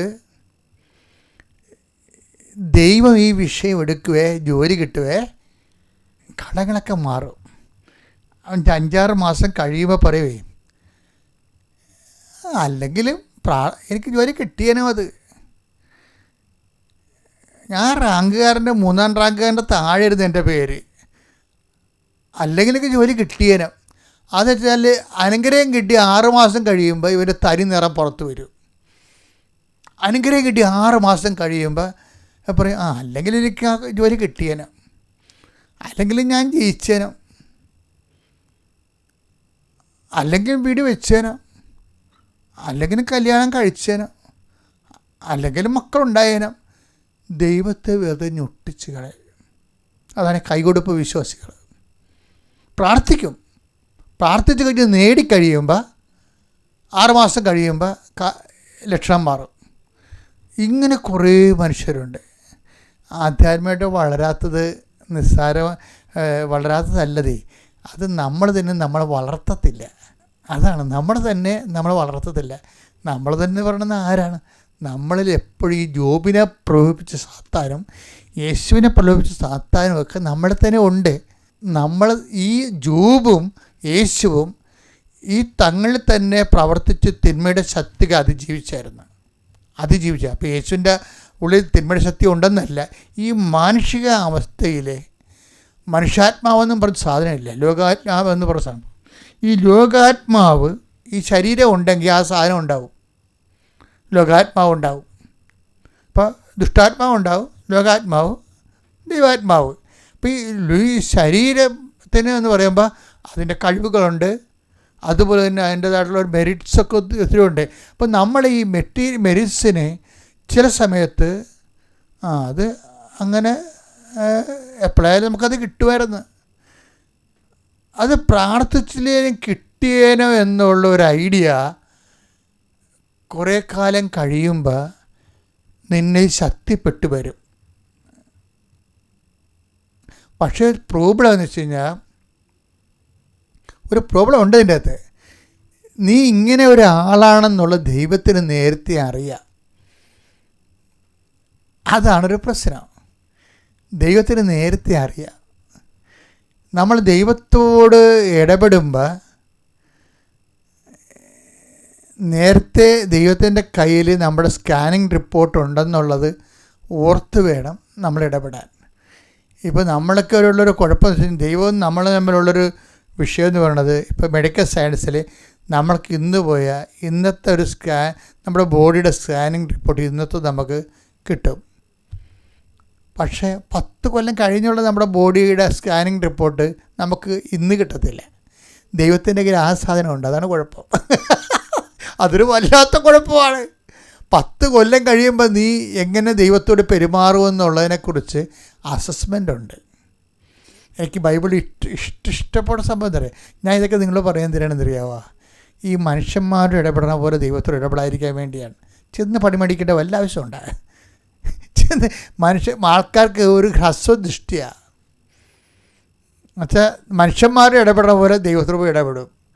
ദൈവം ഇതെല്ലാം ഹരിച്ചും കുടിച്ചും ഒക്കെ ഒറ്റ ഗ്ലാൻസിൽ മൊത്തം റിസൾട്ട് വന്നിരിക്കണമല്ലേ. 10 ദിവസം ചോദിക്കത്തില്ലേ കർത്താവ്? എന്താ ചോദിക്കണേ? ശെമയോനെ. ആരാണ് ശെമയോന് നികുതി കൊടുക്കുന്നത്? മക്കളാണോ അടിമകളാണോ? അപ്പോൾ ശെമയോൻ പറയും, അടിമകളല്ലേ അപ്പം കൊടുക്കണത്.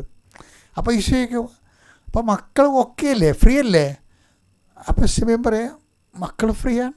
പക്ഷെ അങ്ങനെ ഫ്രീ ആകണ്ടേ, മര്യാദക്ക് പോയി കഷ്ടപ്പെട്ട് ഒരു ചൂണ്ടയിട്ട് ഒരു മത്സ്യം പിടിക്കണം. അതിൻ്റെ ഉള്ളിൽ വാവളിച്ച് നോക്കുമ്പോൾ സ്ഥാദ്യം ഒരു സ്വർണ്ണനാണയം കാണും. അതെടുത്തിട്ട് എനിക്കും നിനക്കും വേണ്ടി കൊണ്ട് നീതി കൊടുക്കാൻ പറയും. മറ്റുള്ളവർക്ക് ഉതപ്പുണ്ടാക്കേണ്ടതെന്ന് പറയും.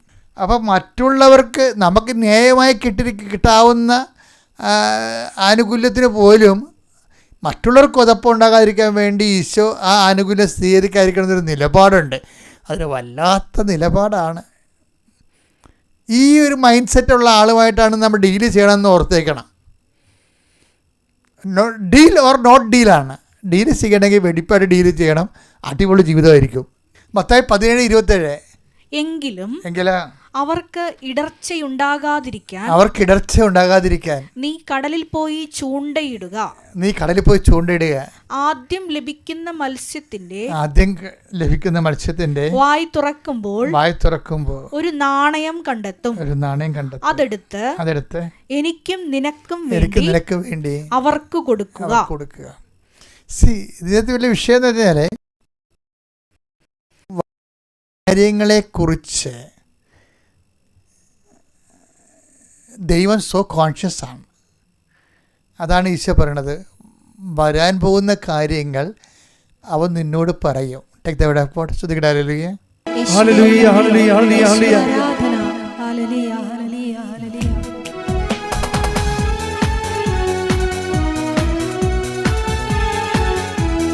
പറഞ്ഞാലും വിശ്വസിക്കാത്ത പ്രവൃത്തിയൊന്നും ദൈവം ചെയ്യാൻ പോകുന്നു.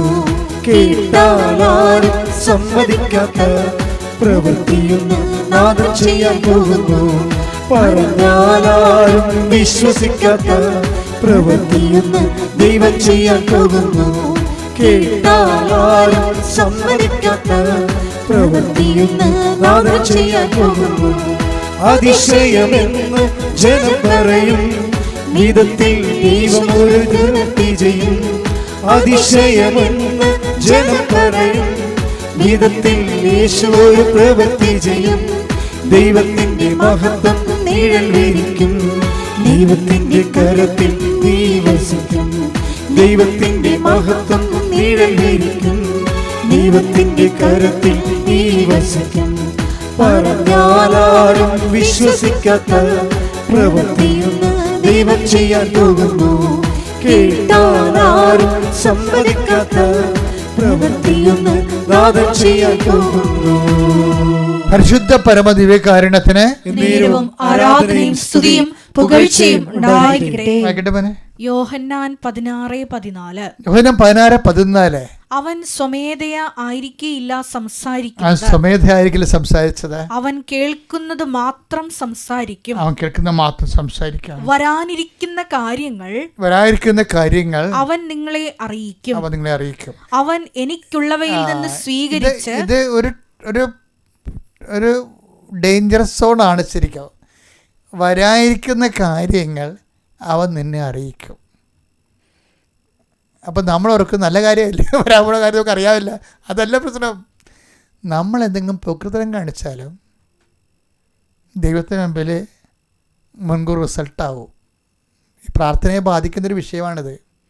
നീ ഇന്ന് വലിയ ദൈവതിരുസന്നിധിയിൽ വലിയ ദൈവത്തിൻ്റെ മകനാണെന്നൊക്കെ പറഞ്ഞ് ഇപ്പം തൽക്കാലം ഒരു അനുഗ്രഹമൊക്കെ കിട്ടിക്കഴിഞ്ഞപ്പോൾ നീ ഒരു അഭ്യാസമൊക്കെ കാണിച്ച് നിന്നാലും നിന്നെക്കുറിച്ച് വരാനിരിക്കുന്ന കാര്യങ്ങൾ അവൻ നിന്നെ അറിയിക്കുക എന്ന് വെച്ച് കഴിഞ്ഞാൽ നീ ഒരു 5 കൊല്ലം കഴിയുമ്പോൾ എങ്ങനെ ഇരിക്കും? ഇതൊരു പ്രശ്നമാണ് മക്കളെ. ഇത് ഭയങ്കര സീരിയസ് പ്രോബ്ലമാണ്. എന്ന് വെച്ചാൽ നമ്മളെ പല കാര്യങ്ങളും ചില ആൾക്കാർ ദൈവത്തിന് പള്ളിയിലൊക്കെ ചെല്ലുമ്പോൾ കാണത്തില്ല, ചില ആൾക്കാർ ഉമ്പ കളിച്ചു തന്നെ കാണാം. ഈ ആടൊക്കെ നടക്കണ പോലെ മുട്ട നിരങ്ങിയൊക്കെ പള്ളിക്കാരനെ നടക്കണല്ലേ, നേർച്ചയാണ് അവർ. ചില ആൾക്കാർ മുട്ടിട്ട് നിരങ്ങി പോണ കാണാം, ചില ആൾക്കാർ ഉരുണ്ടുരുണ്ടൊക്കെ പോണ കാണാം. ഈ അഭ്യാസങ്ങളും സർക്കസും എന്ത് കാണിച്ചാലും വരാതിരിക്കുന്ന കാര്യങ്ങൾ അവൻ നിന്നോട് പറയാതിരിക്കത്തില്ല. അത് സ്ഥലവാക്കല്ലത്. നീ ഇപ്പം പള്ളി കിടന്ന് ഉരുണ്ടെന്ന് വിചാരിച്ചോ, അല്ലെങ്കിൽ നിരങ്ങിയെന്ന് വിചാരിച്ചോ, അല്ലെങ്കിൽ ഉമ്പ കളിച്ചെന്ന് വിചാരിച്ചോ, നീ ഇപ്പോൾ വലിയ മുടങ്ങാതെ കുർബാനക്കൊക്കെ വരുന്നുണ്ട്, ഈ കുറേ നാളായിട്ട് നീ ദൈവത്തോട് അടുത്തൊക്കെ നിൽക്കുകയാണെങ്കിലും നിന്നെ അസസ് ചെയ്യണത് നിൻ്റെ കൈയിരിപ്പ് വെച്ചുകൊണ്ടാണ്. അതെന്താണ്? അതിനേതാണ് 16 16-14 ഇത് DTP ചെയ്ത് വേണമെങ്കിൽ അടുക്കള ഒട്ടിച്ച് വെച്ചോ. എന്താ സംഭവം? ഇത് നമ്മുടെ തലവിധിയാണ് ഈ സംഭവം. എന്താണ്? വരാതിരിക്കുന്ന കാര്യങ്ങൾ അവൻ നിന്നോട് പറയും. ഇപ്പം നമ്മളെ നാളെ ഞാൻ ചില ആൾക്കാർ പറയവേ, നാളെ ചെയ്യാൻ പറ്റാത്ത കാര്യങ്ങൾ ഇന്ന് ചെയ്യുമെന്ന് നമ്മൾ വീമ്പടിക്കരുത്. എന്നുവെച്ചാൽ നമ്മളെപ്പോഴും പ്രശ്നം, കർത്താവിൻ്റെ തിരുസന്നിധി ഒരു സന്തുലിതാവസ്ഥ നിലനിർത്താൻ കഴിയണേ. അതായത് ചില സമയത്ത് പീക്കിലോട്ട് ദൈവ ചൈതന്യം ഇങ്ങനെ പോകും, എന്നിട്ട് നേരെ ഗ്രാഫ് താഴേക്ക് വരും, പിന്നെ ഉയരും, ഇങ്ങനെ താഴും. അങ്ങനെ പോകേണ്ട കാര്യമില്ല. ശരിക്കും പറഞ്ഞാൽ യാതൊരുവിധ വെല്ലും ബ്രേക്കും ജീവിതത്തിൻ്റെ മേലില്ലെങ്കിലും എപ്പോഴും ദൈവത്തെ സംബന്ധിച്ചിടത്തോളം കിട്ടണ അനുഗ്രഹത്തിന് ആനുപാതികമായിട്ടാണ് നിങ്ങൾ കേൾക്കണ പാട്ടിന് പറ്റുന്ന ഡാൻസ് എന്ന് പറഞ്ഞാൽ, കേൾക്കണ പാട്ടിന് പറ്റുന്ന ഡാൻസ്. ഇപ്പം നിങ്ങൾക്ക് കുറച്ച് അനുഗ്രഹം കിട്ടിയാണെങ്കിൽ ദൈവത്തിന് കുടുംബപ്രാർത്ഥന കൊണ്ട് എല്ലാ സാധനമാണ്. കേൾക്കുന്ന പാട്ടിന് പറ്റുന്ന ഡാൻസ് എന്ന് വെച്ച് കഴിഞ്ഞാൽ ഇപ്പോൾ കുടുംബപ്രാർത്ഥനയൊക്കെ ഉണ്ട്. കാര്യം മകന് ജോലി കിട്ടി, വീടൊക്കെ വെച്ച്, അച്ഛൻ വന്ന് വീടൊക്കെ വെഞ്ചരിച്ച്, ഇപ്പോൾ വലിയ മുട്ടിപ്പാടൊന്നുമില്ല, ഇപ്പോൾ ഓക്കെയാണ്.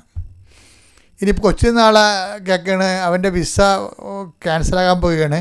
അയ്യോ ഞാൻ എന്തുമാത്രം കഷ്ടപ്പെട്ട് പ്രാർത്ഥിച്ചതാണ് എന്ന് പറഞ്ഞുകൊണ്ട് അപ്പം തന്നെ പിന്നെ പ്രാർത്ഥന മുടക്കുന്നേ. വരാനിരിക്കുന്ന കാര്യങ്ങൾ അവൻ നിന്നോട് പറയും.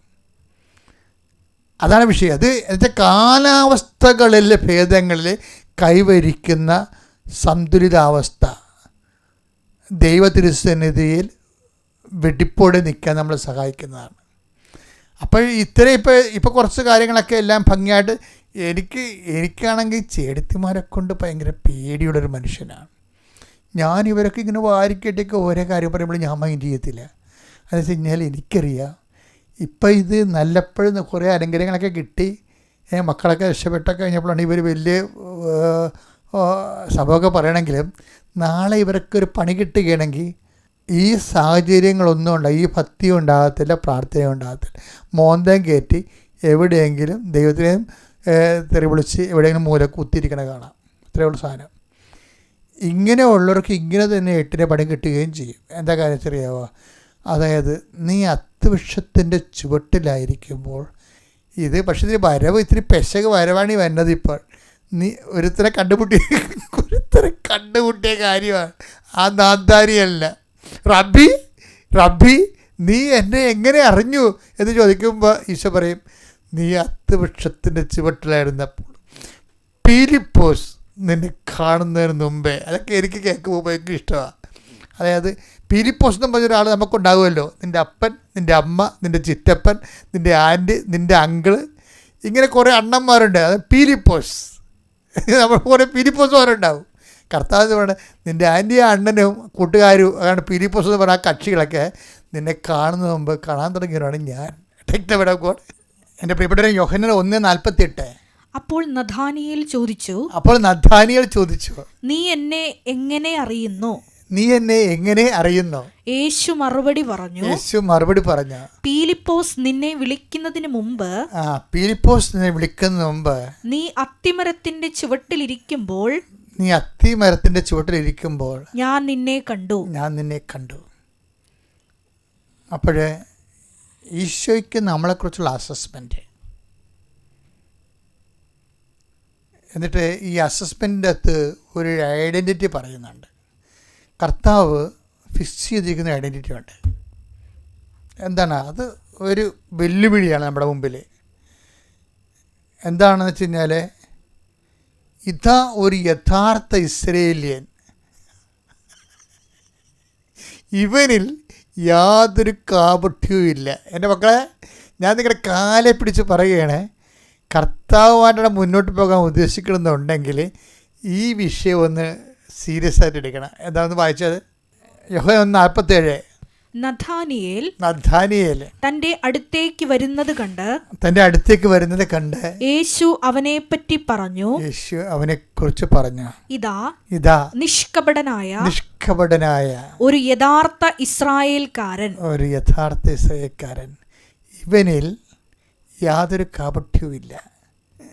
എൻ്റെ പ്രിയപ്പെട്ട പ്രശ്നം വെച്ചാൽ യേശുവിനെ 1650 അല്ലെങ്കിൽ 550 വർഷം മുമ്പാണ് ഹിസ്റ്റോറിക്കലായിട്ട് ഈ യാക്കോബ് എന്ന് പറയുന്ന കക്ഷി ജീവിച്ചിരുന്നത്.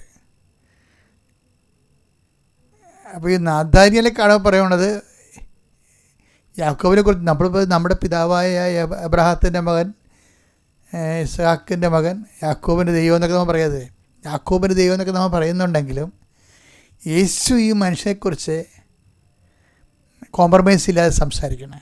ഇയാൾ ഇയാൾ കാപട്യക്കാരനാണെന്നാണ്.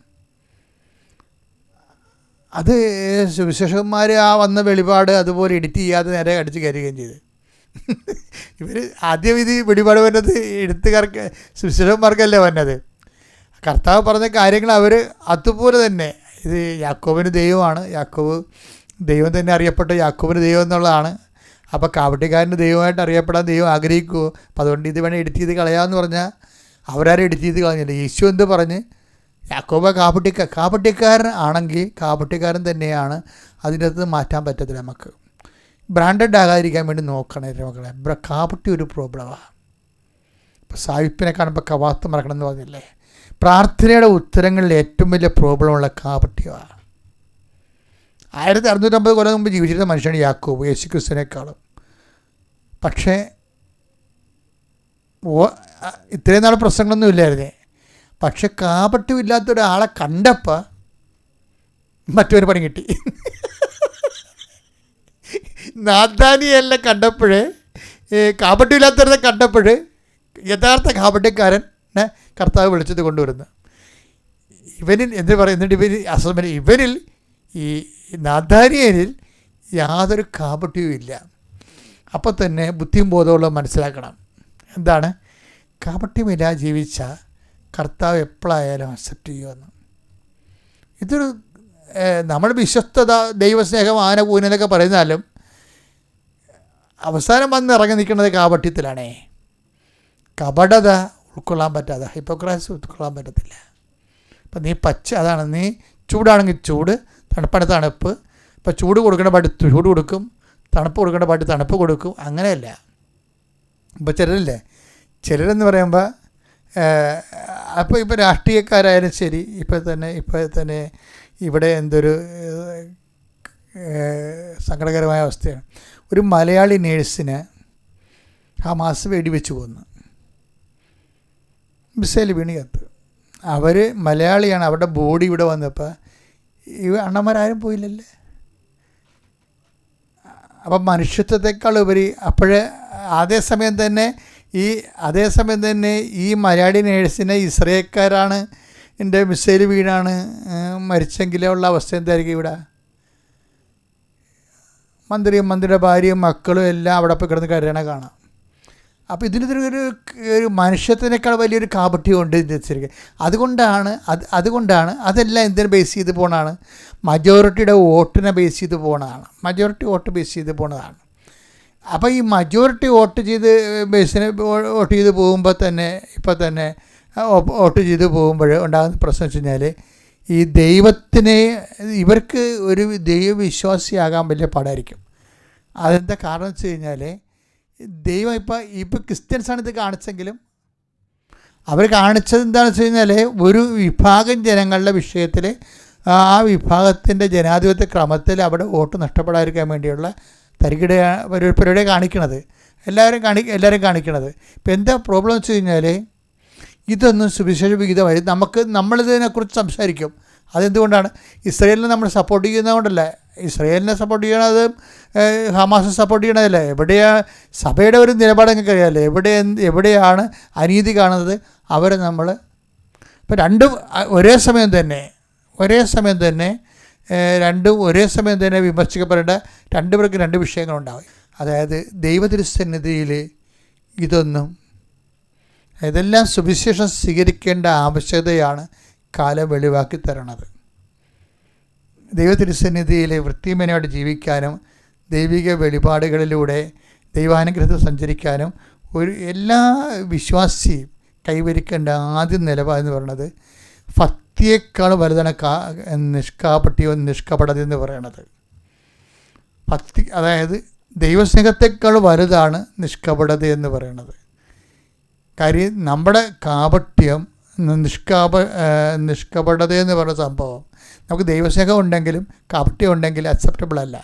യാക്കോബ് 1650 കൊല്ലം മുമ്പ് കാണിച്ച കാപട്യമാണ് ഈശോ നദാനെ കാണുമ്പോൾ ടേക്കപ്പ് ചെയ്യണത്. ഈശോ ടേക്കപ്പ് ചെയ്യണത് അതിൻ്റെ അർത്ഥം ദൈവദൃശ്യനിധി ഈ സാധനം വെച്ച് പൊറുപ്പിക്കലെന്നാണ് വിചാരിക്കണം. അതുകൊണ്ട് തന്നെ പ്രാർത്ഥിക്കുന്ന ഒരു വ്യക്തിയും ദൈവമായിട്ട് മുന്നോട്ട് പോകാൻ ഉദ്ദേശിക്കുന്ന വ്യക്തികളും സ്വന്തമായിട്ട് തീരുമാനമെടുക്കണം, കാപട്യം ഉണ്ടാകരുതെന്ന്. നിങ്ങൾ നിലപാടിൽ, നയങ്ങളിൽ, സമീപനങ്ങളിൽ കാപട്യം ഉണ്ടാകരുത്. എന്നാൽ തന്നെ നമ്മൾ 50% വിജയിച്ച് കർത്താവിൻ്റെ പ്രലോഭനങ്ങളായിരുന്നു നമ്മുടെ മരുഭൂമിയിൽ. അവിടെ നിന്ന് ആത്മാവ് അവനെ മരുഭൂമിയിലേക്ക് കൂട്ടിക്കൊണ്ടുപോയെന്നല്ലേ.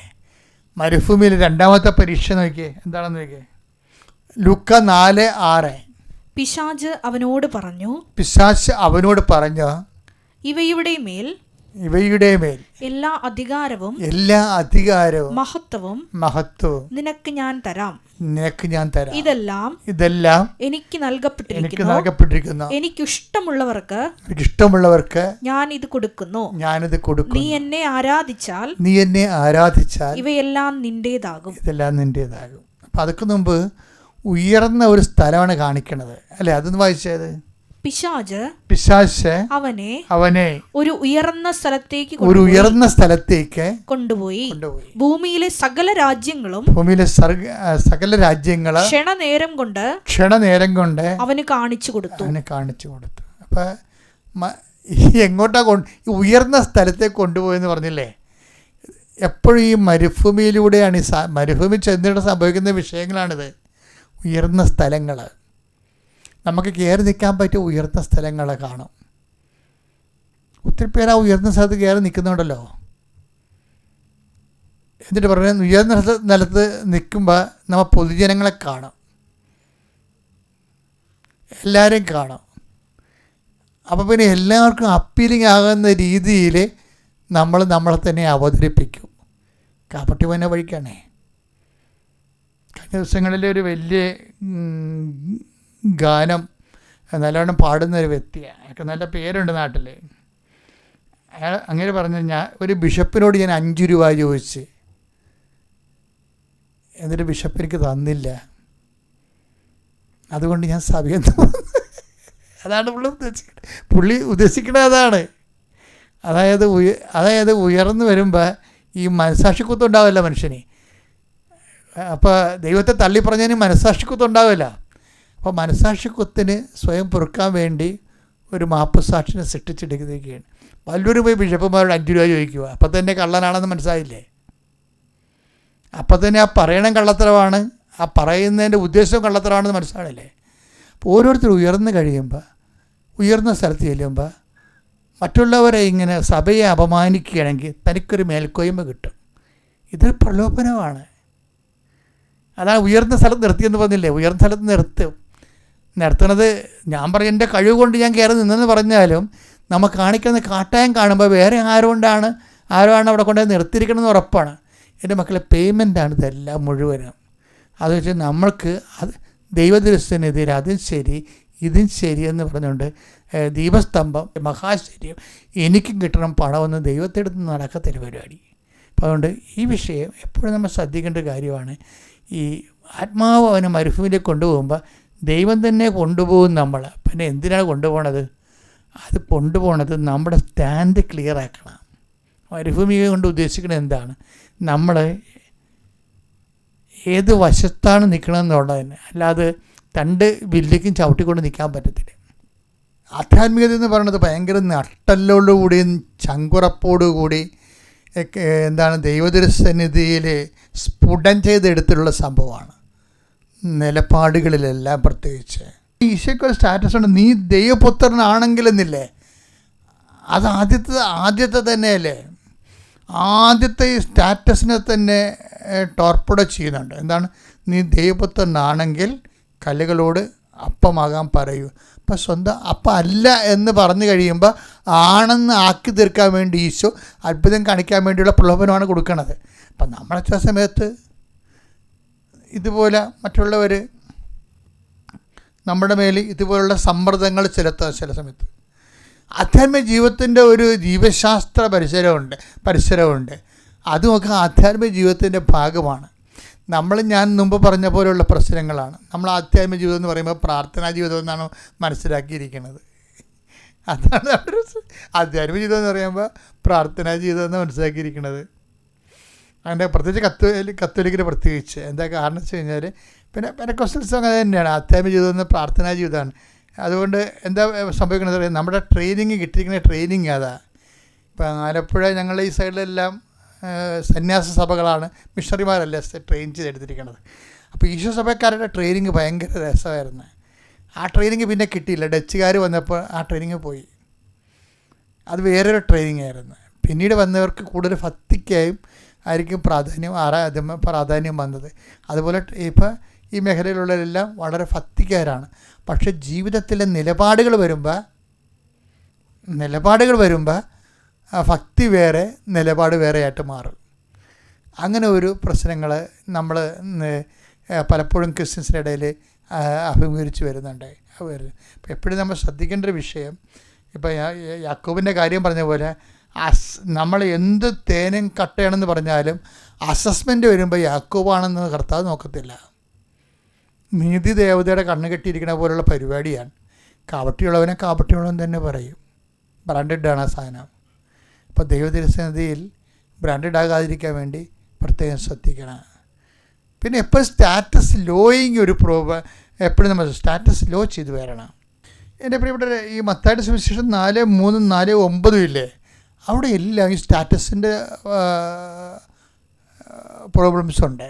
ഇപ്പോൾ ഈശോയ്ക്ക് ജ്ഞാനസ്ഥാനത്തിൽ പിതാവ് സ്റ്റാറ്റസ് കൊടുത്തില്ലേ, ഇവൻ എൻ്റെ പ്രിയപുത്രനാണ്. അപ്പോൾ ഈ സ്റ്റാറ്റസ് ഡാമേജ് ആക്കാൻ വേണ്ടിയുള്ള പരിപാടികളാണ് പിന്നീട് നടക്കണതല്ല. ഈശോയെ മരുഭൂമിയിലേക്ക് കൂട്ടിക്കൊണ്ട് പോന്നിട്ട് ശരിക്കും പറഞ്ഞാൽ ടോർപ്പിഡോ ചെയ്യുന്നത് മുഴുവനും, ലക്ഷ്യം വെക്കുന്നതും ഫോക്കസ് ചെയ്യുന്നത് മുഴുവനും ഈശോയുടെ സ്റ്റാറ്റസിനെയാണ് ചെയ്യുന്നത്. ഈ സ്റ്റാറ്റസിന് ഡാമേജ് ആക്കാൻ വേണ്ടിയാണ് പലപ്പോഴും പ്രലോഭനങ്ങളെല്ലാം കൊണ്ട് ഉദ്ദേശിക്കുന്നത്. എപ്പോഴും നമ്മളുടെ ദൈവികമായ സ്റ്റാറ്റസ് നിലനിർത്തിക്കൊണ്ട് തന്നെ നമ്മളിലുള്ള ലോകത്തിൻ്റെ സ്റ്റാറ്റസ്, ലോകം നൽകുന്ന സ്റ്റാറ്റസ് ക്രമേണ സബ്സൈഡ് ചെയ്യുന്നിടത്ത് വെച്ചാണ് ഒരു പ്രായോഗികമായ ഒരു സുവിശേഷ വിഹിതമായ ആധ്യാത്മികത രൂപപ്പെട്ടു വരുന്നത്. അതാണ് ഈ സ്റ്റാറ്റസ് ലോയിങ്ങിൻ്റെ ഉദ്ദേശം തന്നെ. ഈ മരുഭൂമിയിലേക്ക് കൂട്ടിക്കൊണ്ട് പോകുന്നില്ലേ, ജോർദാൻ്റെ തീരത്തു നിന്നാണ് മരുഭൂമിയിലേക്ക് കൊണ്ടുപോകുന്നത്. നേരെ ഒരു പകലിൽ നിന്ന് വെളിച്ചത്തു നിന്ന് ഇരുട്ടിലേക്ക് കൊണ്ടുപോകുന്ന പോലെയുള്ള ഒരു ഷിഫ്റ്റിങ്ങാണ് നടക്കുന്നത്. നമ്മുടെ ജീവിതത്തിൽ ഇതുപോലുള്ള ഷിഫ്റ്റിങ് ഉണ്ടാകും.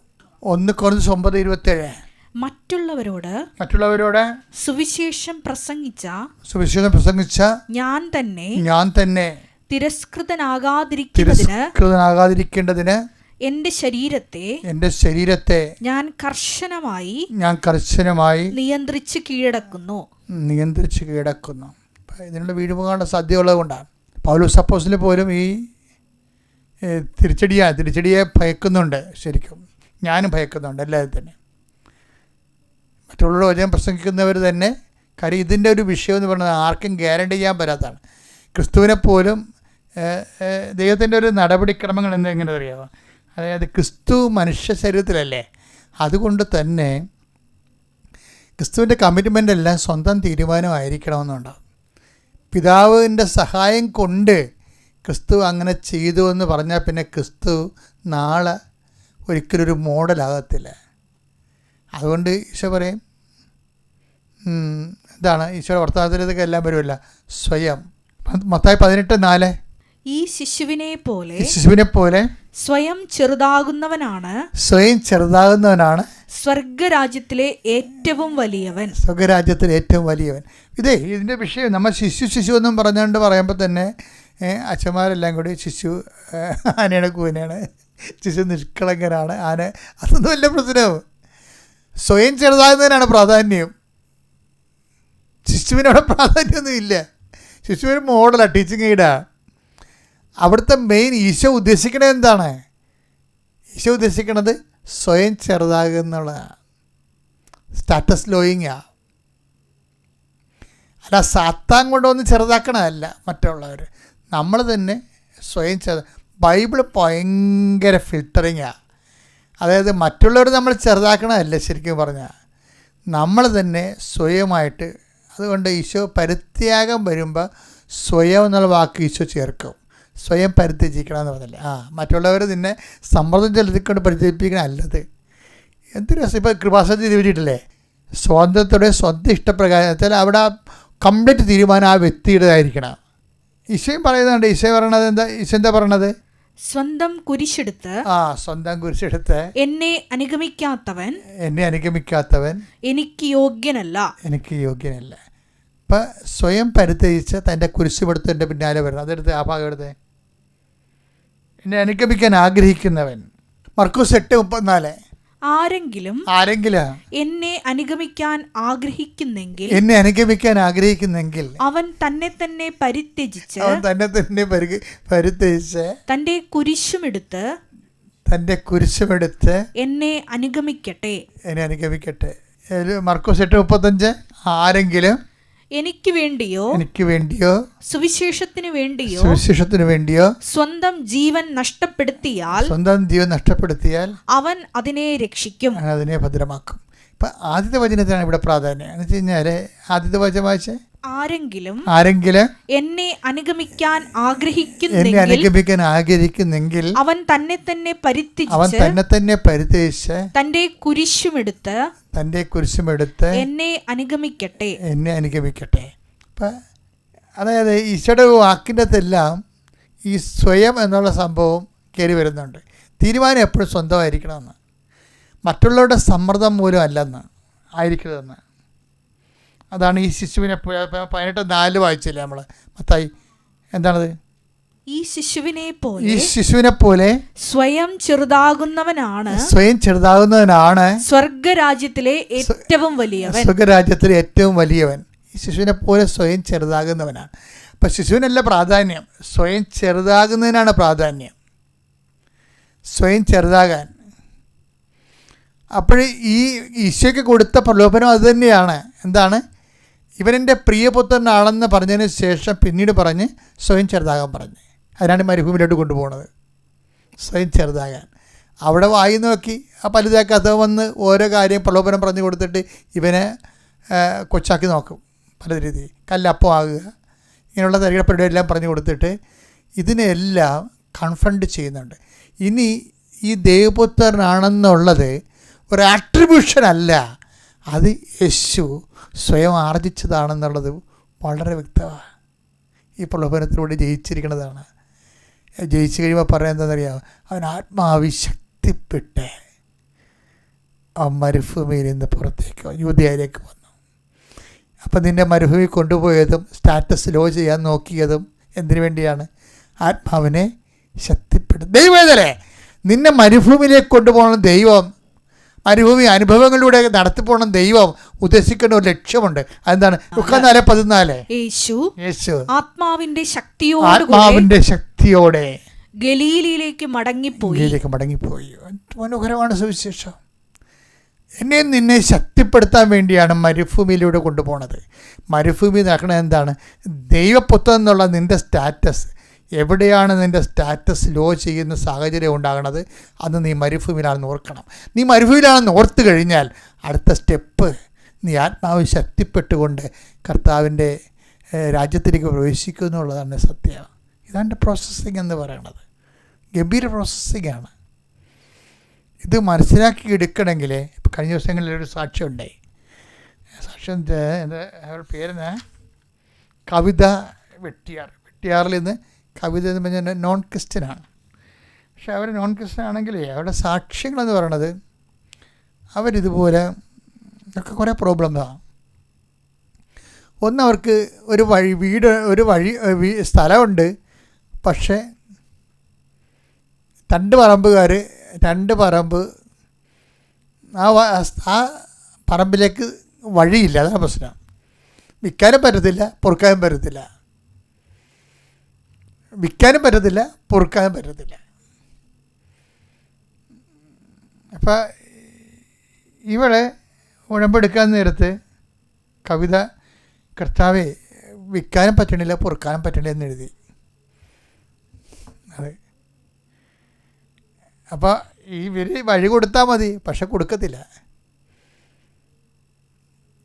വർഷങ്ങളോട് ചോദിക്കുന്നതാണ്, കിട്ടണില്ല.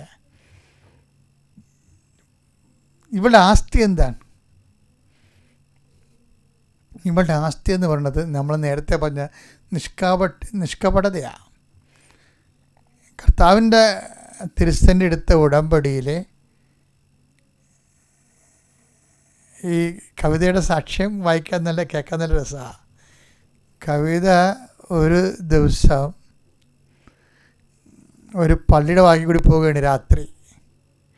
അപ്പോഴുണ്ട് പെരുമഴയത്ത് 2 കെട്ട് കൃപാസനം പത്രം കിടന്ന് കുതിർന്ന് കിടക്കണം. അപ്പോൾ ഇവർ ആ 2 പത്രം വെള്ളത്തിൽ നിന്ന് എടുത്ത് അത് വീട്ടിൽ കൊണ്ടുപോയി അഴയിലിട്ട് ഉണക്കി പഴയതുപോലെ തേച്ച് വൃത്തിയാക്കി എടുത്തിട്ട് ഇവൾ ഓരോ വീടുകളിലും കൊണ്ടുപോയി കൊടുക്കും. അത് കൊടുത്തു കഴിഞ്ഞപ്പോൾ കർത്താവിന് നിഷ്കാപട്യം പിടികിട്ടി. ഇരുട്ടത്ത് കിട്ടിയ പത്രമല്ലേ, ഇവിടെ ചവിട്ടിപ്പോയാലും ആര് തിരക്കാനാണ്?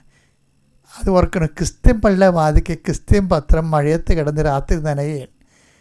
ഒരു നോൺ ക്രിസ്ത്യൻ ആ പത്രം എടുത്തിട്ട് വീട്ടിൽ കൊണ്ട് ഉണക്കുകയാണ്. ഇവിടെയാണ് ക്രിസ്ത്യൻസ് പണി മേടിക്കണത്. അത് വെച്ച ക്രിസ്ത്യൻസിൻ്റെ കാര്യത്തിൽ തീരുമാനമായിട്ടുണ്ട്. കൃപാസനം പദം കൊണ്ട് ഉദ്ദേശിക്കുന്നത് എന്തിനാണ്? അത് ആൾക്കാരെ കൊടുക്കേണ്ടത് കൊണ്ടുവന്ന് ഇട്ട് അവിടെ നിന്ന് പറന്നു പോകുകയൊക്കെ ഇതിനെ വെള്ളത്തിൽ വീണിട്ടുള്ളത്. അവിടെ കാര്യത്തിൽ ദൈവം ഒരു തീരുമാനം എടുത്തിട്ടുണ്ട്. അതിൻ്റെ കാര്യം വെച്ച് കഴിഞ്ഞാൽ സുവിശേഷത്തിൻ്റെ കൈമാറ്റത്തിന് വേണ്ടി ആണ് ഈ പത്രം അവിടെ അനുഭവങ്ങളിലൂടെ കർത്താവിനെ മറ്റുള്ളവർക്ക് പരിചയപ്പെടുത്തുകയാണ് പത്രം കൊണ്ട് ഉദ്ദേശിക്കുന്നത്. അല്ല മതം മാറ്റമൊന്നുമല്ല, അത് ബോധമില്ലാത്തവന്മാർ പറയണ അതല്ല. ക്രിസ്തു പരിചയപ്പെടേണ്ട ഒരു വ്യക്തിയാണ്.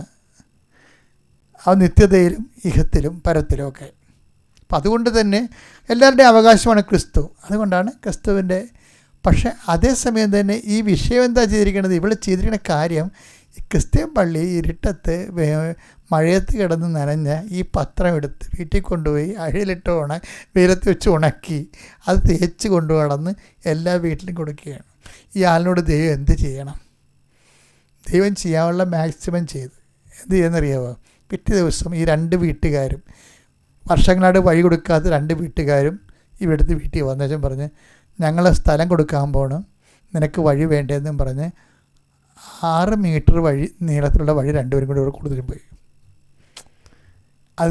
അതാ വിഷയം. കാപട്യമില്ല എന്നുണ്ടെങ്കിൽ സത്യസന്ധമായ ഡീലിങ് നമ്മൾ ദൈവത്തോട് നടത്തി. ഇപ്പം നമുക്കെല്ലാം പറ്റുന്ന വിഷയം വെച്ചാൽ ദൈവം ആദ്യം അത്ഭുതം കാണിക്കട്ടെ എന്നൊക്കെ വിചാരിച്ചുകൊണ്ട് നമുക്ക് അത് കാപട്യമാണ്.